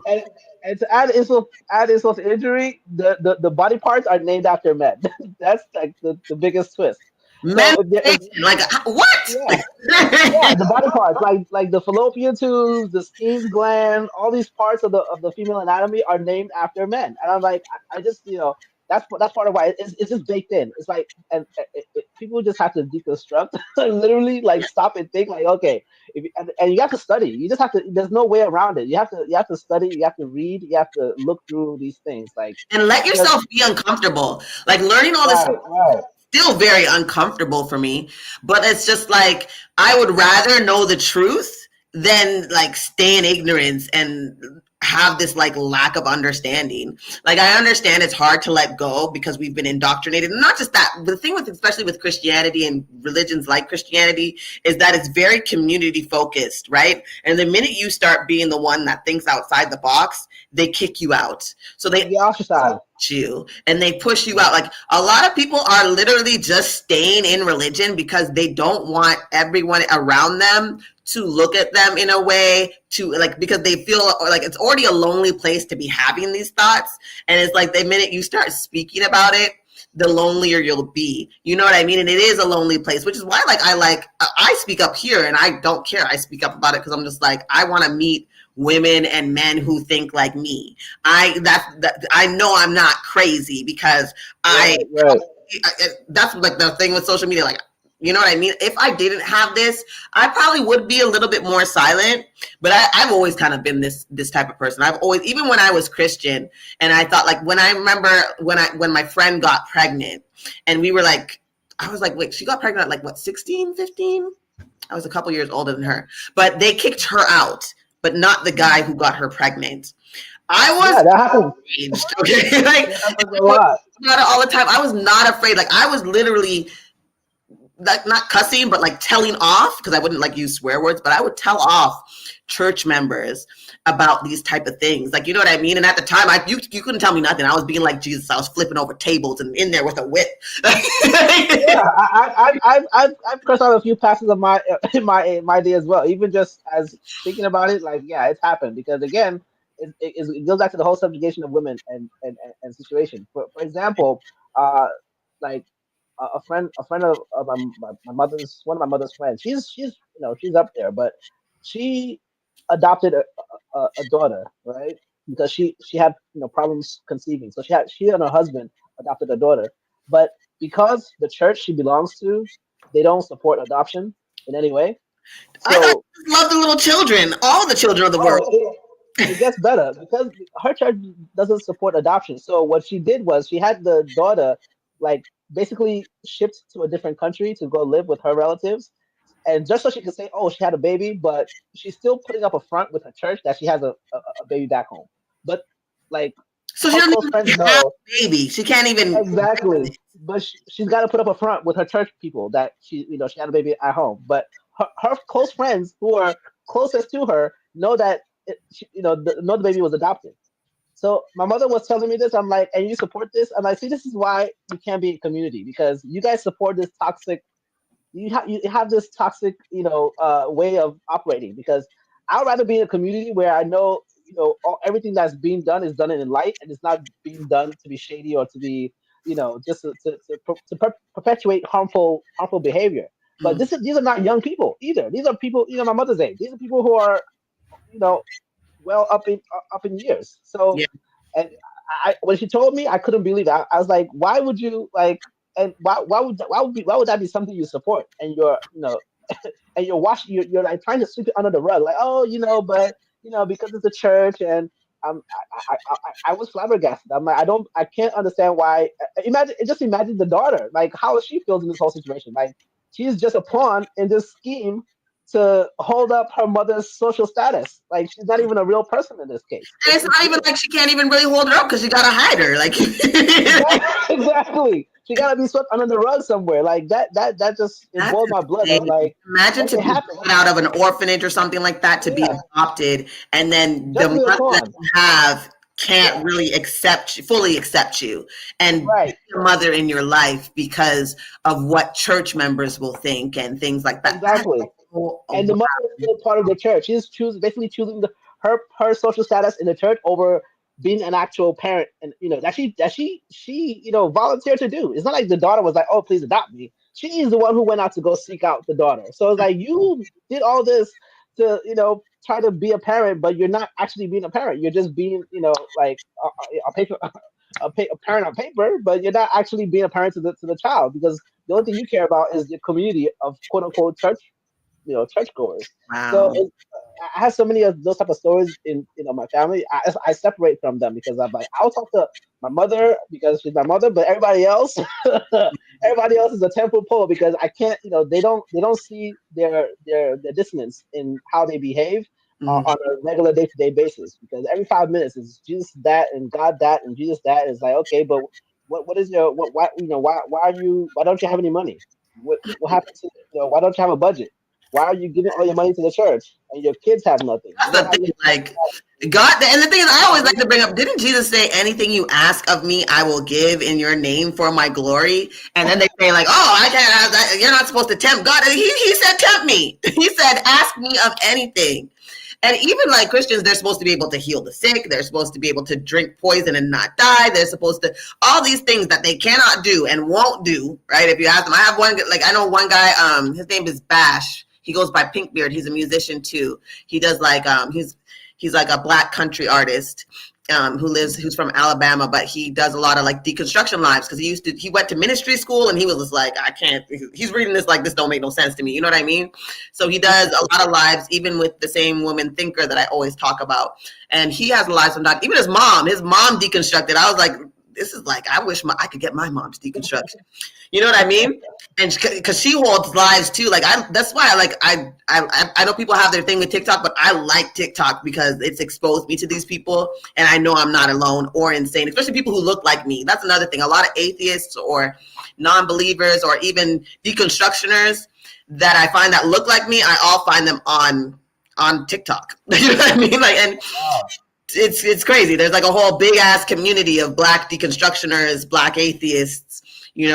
Black Atheist Rants, you can find him here he's so knowledgeable. He actually holds a live, usually weekdays, where he like says like Black people don't need Abrahamic religions. Tell me why they would. And you know what I mean? He goes back and forth with them. There's a guy, Be Easy, another Black man deconstructing. He says like God doesn't exist, Jesus doesn't exist, prove me wrong. Chats that he does. He was live when I went live. And it's just, I don't know, it's good to see, you know what I mean? Especially people who look like me, like especially, because like usually when I come across atheists, they're white, to be honest. True. But yeah, and that's the other thing too, like, because a lot of our people, and I say our people, you know, in general, like collectively, like our people, like we're so beholden to these like practices, but people who colonized our people, they're not even on that. They're more now on, you know, we just want our quote unquote white nationalists, we're the best of the best, and you know, but they're mediocre. That's the thing. It's like, and we're catering to mediocrity, and I'm sure there's a lot of violence, a lot of history about that, but we have the numbers. We should be able to, you know, snap out of it, and as the quote unquote original civilization, right, descendants of the original civilization, we should be able to like harking back to. I do think they're scared though, because like I said, it's so ingrained in the community of being in something, and remember, we're human. Naturally, we want to be amongst others. We're not meant to be alone. And when we grow up in these systems where this is the community and it surrounds these kind of spaces, like I have a friend that's going through it. Like she's in a house right now, like she had to stay with someone else, and they're a Christian and she's not. And she's just like, she calls me sometimes like, oh my God, you know what I mean? She's like, I cannot. She's like, they are trying to like get at my kids. They're trying to whatever, everything's, you know, trying to get me to go to church. And I keep saying, I don't believe it. Hold on, let me go to I do see some more chats. Let me see. Oh, so yeah, don't forget, the forgiveness thing, I read that. That Lauki goes back to the Tower of Babel. Everyone is separated and divided, but if we united, we could reach God. And I think it's like that mentality of us, you know, being the God that we're looking for. Right. It wouldn't take long at all. You're right, because like I said, it wouldn't take long at all for us to turn things around if we all just came together and just said, you know what, we ain't doing this with y'all. The Christian apologists saying now that they would, the Christian apologists are crazy right now. They are finding any which way to keep this Jesus is insane. I just call them pretzels, so they twist into every shape or form to to make an excuse for that. Yep. Sarita says, doesn't the Bible say, what do you got there? No, leave that. Doesn't the Bible say to take care of widows and orphans? That's wild that they're against adoption.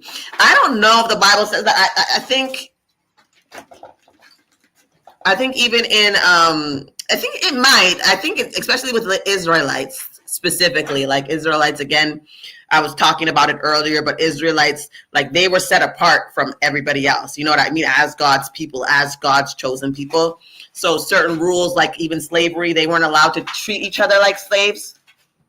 But they were even widows and orphans are more treated as property. That's really what that amounts to. People, you know, they forget that it's always been the men have the property. The property are the women and children. That's so anywhere you read anything about, you know, caring for XYZ in the Bible is from the lens of that's your property. And you care for your property because, you know, you've been quote unquote blessed with this property. And it can be taken away from you at any time. A la Job. for any reason. So you're not wrong. That amounts to. And a lot are the ones in the church, they take advantage of single mothers now. Yeah, they love to take advantage of single mothers right now. They definitely do. They are performing goodness, but not actually good people. Absolutely, Sarita, you're right about that. That's true. I saw something where a white pastor was saying that heaven sounded boring, and then how white men have made their heaven on earth, so have no real desire to go to the afterlife. But when they gave me my ancestors the Bible, they gave us the idea that heaven they gave us the idea of heaven and getting a reward after death. And since life on earth was so cruel, that is what we reached for. Yes, absolutely. Absolutely. Yeah. Oh, thank you for putting that in the private chat there. I'm going to put that one too. Daughter of the Faiths. That's the other one you said? Yes, that's the other. They have long lives, but if you just put it on 2x speed and just then you can catch it. But yeah, like in terms of community, and I understand that, but wouldn't you like?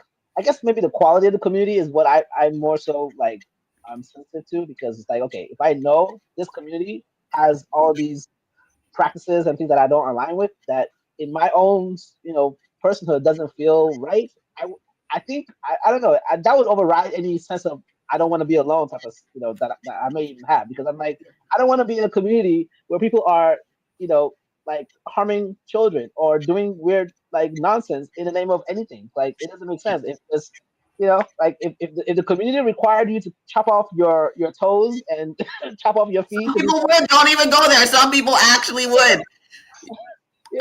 People are like so, and that's the thing. Like, there's this like, again, even though it's like it's more in men, there is this like loneliness epidemic, and it's because, again, like, and it's, I don't know, it's so restrictive. They've ingrained us and indoctrinated us to feel like we do that.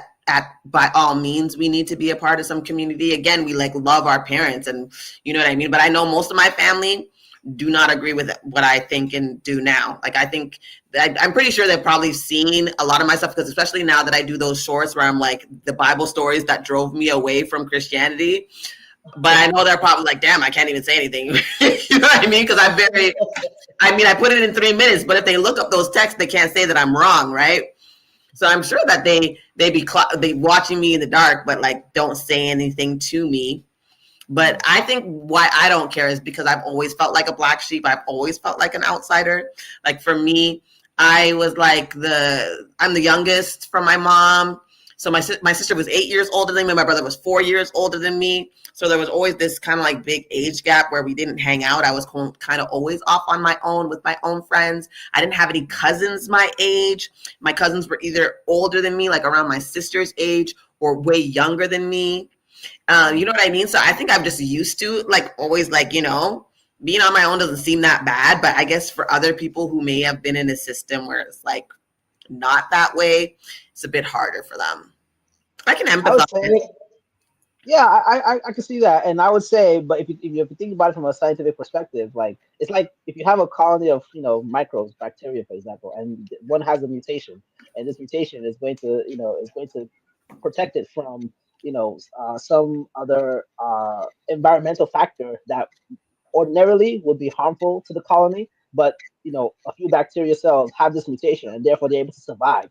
That's how I would look at it. So yeah, you're in a community of all the same bacteria. Y'all have the same exact genome, but because of environmental factors, you have to evolve and break away from that community in order to survive the environment. So if you don't evolve, in order to survive the environment, you're going to just you go extinct essentially. So it's a part of the evolutionary process to always be an outlier, or rather, for there to be an outlier at some point.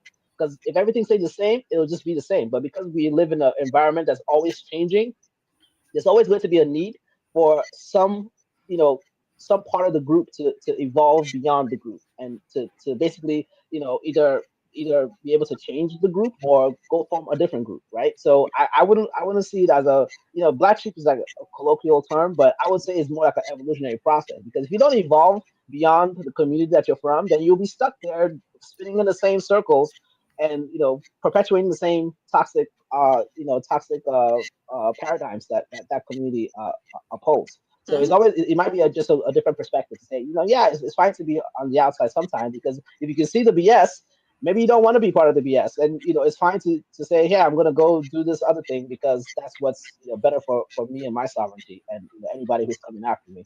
So I would say that would be a way to look at it. But that's how things change. That's literally how we evolve. We evolve from mutation, from mutating from the status quo, from changing, based on the environment, because the environment informs your reality. So if you're not responding to the environment the way you're supposed to, then bye bye, you go extinct. That's what happens. That's what that's the whole point. We're constantly changing, and change is just the fact of life. So if you don't measure up to the new way the environment is shaping up, then yeah, you'll be caught up in the past essentially. That's what happens. So Yes, I would look at it that way. you're absolutely right. High frequency, you're right. The only thing consistent is change. Yeah, absolutely fact. Exactly. That is the only thing So, consistent is change. I mean, look at how much we've changed. You know what I mean? And exactly. I think that's what we're pushing back against. That's why they're trying to push us back. You know what I mean? Backwards in a lot of ways. Like there's a reason why, like, even educational wise, like the kids are not as smart. I think they're smart in different ways. I think they're developing smart in different ways. I don't think, you know what I mean? But they're just not maybe as book smart because they don't keep up literacy. All these things that they used to do, they're withdrawing. You know what I mean? Because it's easier to indoctrinate minds that don't have the education, right? Like I said, like I love to read and things like that. So, when people have always introduced me in things, if it didn't even align with me, or like I've always been one, like, if you could show me evidence, I'm gonna like look into it. You know what I mean? I always that's what kind of even has me in this space. Like I'm super hyper focused on all this because I'm just like, God damn, like I'm seeing all the lies that was given to me. And I am like flabbergasted with myself. And I'm like, I have to talk about this. Now, it doesn't make people feel uncomfortable. Absolutely. Do I get a lot of pushback? Absolutely. Do I get a lot of rude comments? Absolutely. But I always, I'm always ready for that. I'm an Aries. Like, we could go. Block and delete. Block and delete. Like, listen, you want to get rude? I can get rude. Like, I'm totally okay. We can do it. I promise you I'm better at it. Like, I'm very witty. You be seeing me in these comments. I be going back and forth. Like, and the thing is, it's like, I don't mind opposition, but it's like, even with that person that was there earlier, getting all rude once they realized that I was like, defending a little bit of science and whatever. And I don't know it all, but I'm saying, like, if you do look at science, it does make sense if you're willing to look at it and actually study it. You know what I mean? If you look at the evolutionary process, I can see how evolution works. You know what I mean? Like, oh, okay. It's kind of hard to deny when you really look at it with when you take yourself out of the indoctrination of what you were taught about how the world came to be, and you look at the scientific reasons of like what they found and how they found it. And I'm actually super interested, you know what I mean? Like, especially right now, like I'm like, that's a big interest of mine. I'm like, oh my gosh, this is different. Like, even when my teacher brought up evolution in biology with my prerequisites, I was just like dumbfounded when I saw like how the bone structures of different animals kind of like look like ours, and how we've all just kind of like done differently. Like me, I was flabbergasted with whales used to live on land. Have you ever seen Yeah. Jesus. Yep. I've seen the documentaries, and even more so, just the scale of it too, right? Because if you look at it, like you may not be able to have access to like telescopes and things or deep sea, research or whatever, but you can look at, get your microscope, and you can see even in the tiny little sliver of life, there's always life, infinite life. So there's always something. So it's like the whole like the paradigm of religion is there to shut off your critical thinking. It's like don't think. Don't believe your senses. Don't believe your body. Your body that's connected to the earth. Your body that keeps you alive. Because again, you can't have a spiritual experience without a body. And your body came first. Before any spiritual thing, your body was in your mother's womb. Your body was formed by your mother's body, and you have a body. So you always have to respect that. But if you don't, that's what people are scared of, though. They're like, well, what happened? I often, someone told me this, and I was just like, it kind of shut my ass up. But they're like, because I was like, well, what happens after you die? And she's like, well, what happened before you were born? The same way you don't remember and don't know. Like, why are you so concerned when right now is happening right now? You know what I mean? Like, right. That knocked me up. I was like, oh damn, you're right. I don't remember where I was or what I was doing prior to me coming to this world. So like, why am I so concerned about what happens afterwards? You know what I mean? Like, maybe you go back to where you were before then, and do we know what that was? I don't know. Interesting. I thought the spirit was first. I believe we are spiritual beings having a human experience. And I mean, that's what we've been taught a lot, right? But again, there's no proof of a spirit. So I understand what Mojo's saying. You know what I mean? We really don't have any evidence of these things. These are things that we were taught and indoctrinated with. And I'm not necessarily saying that it's not true. I'm just okay with questioning it and then investigating it, and also hearing other perspectives and understanding, because that knocked me off. I mean, I really don't remember where I was before, you know what I mean? So who's to say I was anywhere? Yeah, exactly. Like even the idea of spirit, they have to investigate what does spirit mean to you? Where did you get that idea? And if you look through history, how that idea has evolved, even as a concept. Yeah. So, but the one thing we do know is that you have a body, and if you didn't have a body, there'll be no you to talk of, right? So it's like your body is a critical component of your oneness with the earth. Like that's literally how you are. Honestly, when you think about spirit, it really is just your mind, and your mind is so amazing. Your mind can like do so much. Like you can make your mind believe anything, right? And then when you think of it that way, it's just like someone who's brain dead. Their body still works. Their brain's just gone. You know what I mean? They don't. Where's their spirit? Yeah, the mind is like software. The mind is like software. These are people have pushed back on me with this spirit thing, where I just had to sit back and be like, you know what, I'm not sure. That's why I say, like, again, I say more I'm agnostic atheist. Like, I'm not refusing that there could be a God. Right now, I'm not sure about it. And I don't really think there is. Because like I said, if there is, it can't be what we've been taught. Because, again, what kind of all-loving being would look down and see what these things happening to its loving creation and not step in, especially when they are supposed to be all powerful and they could do anything. They can make this world any way they want to. Why are they making it such an evil place of destruction? And you know, like you can't, that doesn't sit well with me. You know what I mean? So I just say, like, you know, I feel like when the reason why a lot of people are, you know, move from religion to spirituality is because it's still a place of comfort, right? You're not moving too far from what religion gave you, so you feel a little bit more comfortable.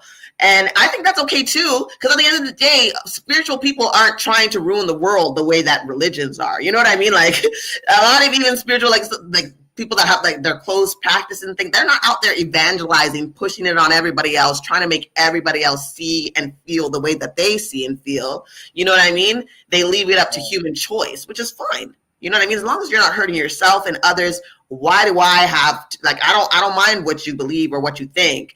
The reason why I push back on Christianity is because it really is, I do find it evil. It's creating people who don't have any empathy, right? Like I said, we've seen people that are taken up for rape and excusing murder and genocide. When it, like, you know what I mean? When it comes to their God being the one to do it, you know, all those people are so evil. Who are they? Who was he to tell them that they were evil? You know what I mean? Like, they weren't even his people. According to it, he was giving his allotted share. He chose his people. Why do you care what the Moabites are doing with their gods? You know what I mean? I don't know. And that's the other thing too. Like, even if you consider, okay, what is a spiritual practice? But like religion in and of itself is not like quote unquote bad. It's just, again, religion comes out of deification of culture. So if you have a cultural practice that says, okay, as a group, as a human group of, you know, collective of however many 100 people, you know, in a small clan or whatever, we all related because we have a mother, and our mother is our, you know, she's the one who gave birth to, you know, she's a progenitor. She's the one who gave birth to the people, and everybody else, you know. So that's the clan, right? Yeah. And we do things XYZ way. So, you know, we farm, we harvest, we celebrate, you know. So those practices are what wind up becoming religion, as opposed to this is how we are in relation to the land that feeds us. Like, we have to farm the land, we have to harvest, and then we rest, and then we celebrate, and we thank the land for providing for us, and yada, yada, yada. Okay, great. But thousands of years of doing that over and over, it becomes a religion. Now we have to go to some you know, some church and pray to some god, but now the god is a man, and the man is evil, and he's doing all kinds of weird stuff to the children. Like it's a total bastardization of civilization, of what started up as just, human practice of culture. Yeah. Right? So, but people don't want to divest from that. Because like when you think about native indigenous cultures, they really do believe, like I know that in a lot of indigenous cultures believe, like high frequency talked about reincarnation. Like a lot of indigenous people don't treat children. There's certain sectors of indigenous people that don't treat children like children because they do believe that they're reincarnated. So they come with these gifts and they should be heard and listened to and spoken to just as and treated just as everybody else with bodily autonomy and all these things. You know what I mean? And it was because they were thought to be someone who have come back. So, I mean, like I said, what harm is that? You know what I mean? That sounds like there's nothing harmful in that to me. There's nothing harmful in that belief to me, where it you know what I mean? Where instead it does give them their own person and their own being and their own rights to their thoughts and their minds and what they think. You know what I mean? I don't see anything wrong with that. But the way that they, like you said, they've corrupted it and created these religious structures, it's just made things. And like I said too, like we often rely on, like, oh, we look at our ancestors, but our ancestors didn't have what we have now, right? Like look what me and you are doing. We're in completely different continents and we can talk and interact. That's because of science. I find that religious people love to talk about, like, science is so what, they use it every day. Exactly. And they actually feel like they don't, but they do. And you know what's funny too? Like, and I even bring up a lot of medicine stuff. Like, y'all go to the doctors when you're sick, though. You trust it then, right? Yeah. All of a sudden, science ain't so bad, right? All of a sudden, science makes a lot of sense. You don't want to leave it in God's hands, do ya?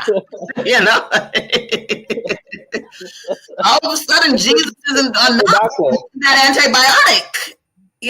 Like, interesting. So if you can accept those things about science and trust science in those ways, then why not at least be open to it enough to learn about it? Like, people don't even learn about it. They have these flippant ideas about it. And I'm just saying, just be a little open. Just look into it a little bit to really understand and not to judge or to like throw it away because it doesn't align what you've always known or what you've always been taught. I'm posting some of the book recommendations, so if you want to check that out. Okay. Let's see here. The Great Cosmic Mother is supposed to be next on my list. I was supposed to read it right after this one. But like I said, I'm taking a year off once I finish my prerequisites, which, if willing, I will be done by summer, June, by the end of June. I want to get the Great Cosmic Mother, and I want to, hold on. I actually want to I want to copy and paste it actually, like these, and then I'll even post them like as a post on my wall so everybody can see. Hold on, let me see. Let me open up a Google Docs. Let me open up. Those four are critical if anyone is trying to deconstruct and study, because again, a lot of what we're seeing and witnessing now is a play. It's a continued play on our psyches, essentially. The chaos and the confusion, the constant splitting of the human psyche into like binary dichotomies. That's a very that's a patriarchal invention, to constantly split the human being, as opposed to being a whole sovereign human being. You're this or that. You have to be in this box or in that box. You have to, you just can't be a whole human being. You have to be some sliver of a thought. So it goes back to how we're being split for control. We're being divided and conquered. Whereas in nature, the only division that works is the one that multiplies. When cells divide, they divide for to multiply. But if you have a cancerous cell, it's still going to divide, but it's going to divide in a way that becomes toxic to the whole organism. So you have to know when to cut the losses and excise the cancer and get rid of it.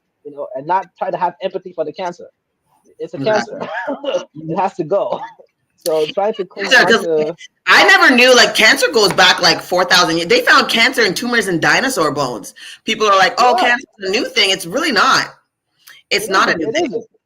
It's just it's a fact of life. Like cells are going to be cells. They're going to divide and The fact multiply. that But we if found ways to cure, yeah, and even though, like I said, like we are behind, but that's because of, again, corporate greed, right? Like there's been right. cures for a lot of cancers and things like that have come out, and then you never hear from them again. Never hear it again. Like I remember there was a cure. There was a Black woman, I think an African woman, who cured breast cancer, if I'm not mistaken, and I never heard about her again. They came out and they did this whole blog, and like it was in newspapers and whatever, and then what happened? Now they're still doing the old forms of chemotherapy and things like that. You know what I'm saying? So It's supposed to be like a holistic approach because, like, from my upbringing, the way it works like traditionally is you wouldn't necessarily need a doctor, but because everyone from child to adulthood, they're constantly being taught on the environment. So you know from a child what herbs to pick when you have ailments. You know how to treat the water. You know not to defecate in the water, for example. You know how to you know how to prepare food. You know how to hunt. You know how to do all these things that make you a whole person and a whole contributor in the community, as opposed to this and one Africa person. has been known these type of things. Like in Egypt, they had a lot of medicinal things to treat cancer. Yeah. Even like the city of Benai, was it Benai? And they had like sewage systems and things like that, like that proceeded. Like they burned that place down because they just couldn't understand. Yeah, like, exactly. they burn, they destroy. Why would you put it down instead of then, asking them how they did it so you could build it for yourself? You're insane. Like exactly. So destroy what's already there, and then come up with something mediocre, and then try to uphold that. Like this is the best it's ever been. Like nah, we already learned as being the originators of civilization. We already learned how to be in harmony with the environment without it being a toxic relationship. But with this whole paradigm, now it's like, oh, we have to shave off all the trees. Well, if you cut off all the trees, how are we going to be able to breathe? Because you do realize the trees are the lungs of the earth, right? Period. Like, why are you polluting all the water? And all our biosphere, like our biomes, and like, what are we doing? You know what I mean? Like, it doesn't make sense. We're literally destroying ourselves. Like, we're making it inhabitable for us. And I'm just like, people are like, oh, look at what Mother Nature is doing what it needs to do. If we have to be the ones because the planet is going to survive. Like it survived several extinctions and have learned to heal itself all over again. Yep. The planet is billions of years old. So yeah, this is just like, this is a Tuesday itch. So it's like I want to play around, and like before it was natural causes, like an asteroid hit, the ice age, things like that. Like nothing but this is the first of its kind, and like that's what I'm saying. Like no wonder, like Mother Earth's like, I'm gonna have to get rid of some of y'all. You know what I mean? Even like the Y chromosome is shrinking so much that they're saying it's gonna disappear. It's gonna take millions of years. But I'm like, Mother Nature is being like, you guys are a part of the problem. Like, you know what I mean? Like a serious problem. It's like too many people and not enough awareness of how to just be in like proper community with like people and just the earth itself. Like, come on, we are literally part of the earth. So no, we're not going to Mars. No, we're not going to any other planet because there's nothing there for us. Like, we're not even built for that. They would just destroy those planets too. And even like they're running away at a clock at a time, because from what I understand, our galaxy is supposed to crash into another galaxy. I mean, it's going to take, again, millions of years. But once that happens, we're out anyways. Like, you're just like, let's just live in the now, you know? But that's the thing. They're literally trying to suck, like destroy the Earth just to get to Mars. And anybody with sense and scientific knowledge will tell you there's no going to Mars, because first of all, you don't have enough energy to get there. You don't have enough resources and material to get there. And if you do get there, you can't survive. Because you're going to have to bring your own oxygen, your own water. You're going to have to bring everything. And well, conspiracy theorists will tell you there's a lot of conspiracy theories about Mars. Like, I know this guy that I used to follow when I was deep into like the spiritual community, and he would say that they are already on Mars. And that they're like, you could see, like, I remember he would go to NASA and he would blow up pictures of the pictures that they took of Mars, and he would, like, honestly, it did kind of look like what he was saying, but again, like, it's a picture. We're never gonna really observe a surface from a certain distance, but when he looks in, it did look like there were pyramids. It did look like there was like an airplane. One of them looked like an airplane. One of them looked like a Range Rover truck was driving through that shit. And he talked about how there was like these people who have disappeared and left notes saying that they are part of government stuff that was sending them away over there. I don't know. I was big into conspiracy theories back then. I was. And I mean, some conspiracies have come true, but like others, I'm just like, even if that's the case, like it just doesn't work that way. And even if that's the case, like you're just gonna go over there and do what? Destroy that planet too? You know what I mean? Like exactly. It's never enough. It's never enough. Like you have it good enough where you have things literally on autopilot, and everything is, everything is a cycle, and everything kind of works in harmony with each other if you would let it be. But no, instead, let's burn, let's pollute, and then find a way to get to Mars. And only a select few, if at all, will be able to go to Mars if they ever get there. So it's not like everybody's gonna get to go. Because if you leave, then who's gonna serve you? You're just like, you know what I mean? Exactly. Exactly. You're have slaves over there. You're just gonna go to Mars and start serving yourself? I doubt it. Like it's crazy. Oh my gosh. Okay, I've been on here for almost 3.5 hours. I do have to get going. I gotta get dinner going. Gotta walk my dog and all that stuff. But this has been great. I really wish more Christians came up though, because they have so much chat. Even that one guy that I invited that came at me this week under my last Sunday live, and I was like, he was like, "Oh, show me." I was like, "Come through on Sunday. I'll show you the text." And nowhere to be found. Even the Christian that did show up did not bother to click the link to come up and share their perspective and whatever. Just talk shit from the background. Hey, Toy Friend. Oh my gosh, it's been so long. How are you? I'm actually heading off right now. You're cooking while watching. See, I can't do that. I can't, because I do have like food like marinating in the fridge, but then I went shopping for the meat yesterday because I actually go to this shop, like a butcher. I have a butcher, and I have this other Chinese market that I like to go to because the fish and the meat is less expensive. And I don't know, I kind of think like grocery meat is kind of weirding me out. I've been buying from a butcher for a few years now. And the other day I saw some ground beef on sale from the grocery store, and it just wasn't cooking the same. Don't do it. Turkey meat? Don't do it. I'm telling you, I was like, is this that grafted meat they're talking about or something? Like, it was like weird. Like ground beef, like when you cook it, it turns brown and then like a dark, almost black, right? This was turning gray. Yeah, it's meat glue. It was very fucking weird. And I was like, yo, I'm going right back to my butcher. I can never buy grocery meat again. I will stick to the butcher. I will stick to the, my local butcher and my local shops. And like even some places, like I live in I have a mosque right around the corner. So a lot of the places are halal.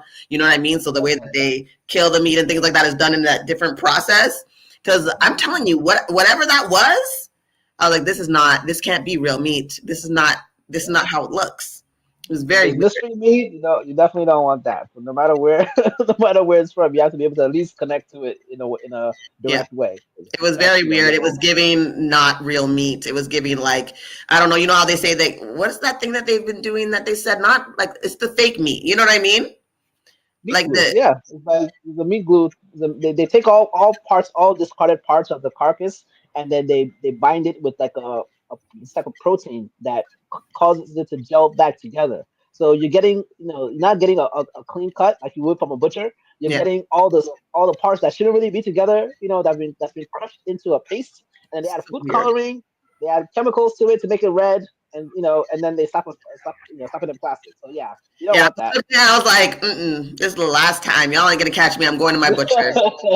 Yeah, 3D printing. That's what I was talking about. 3D printing, because I was just like, why does it look like this? This is not how ground beef cooks. I cook ground beef all the time. Like I make spaghetti, I make tacos, but I'm always, again, going to, like, it's been years, like since like I've lived in this area, almost 13 years now. And I think for the past maybe at least 10, I've always, because there's again, butcher shop here, butcher shop there. I go to like my favorite one down there because he always gives me a really great deal.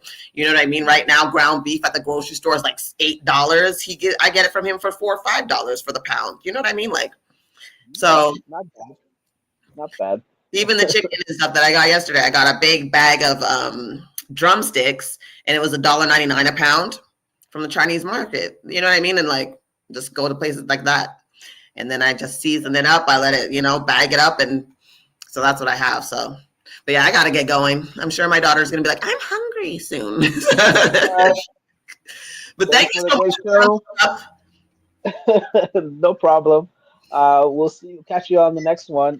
Definitely check out those books. I'd love to do another live panel. Maybe next week. I'll do like a little Sunday live panel from now on about this topic. I definitely do want some opposition though. I would love to like talk to some hardcore Christians and really talk about it, and kind of like that combo with a Christian that I did where we could really talk about, you know what I mean? Because I can see I got have her come back.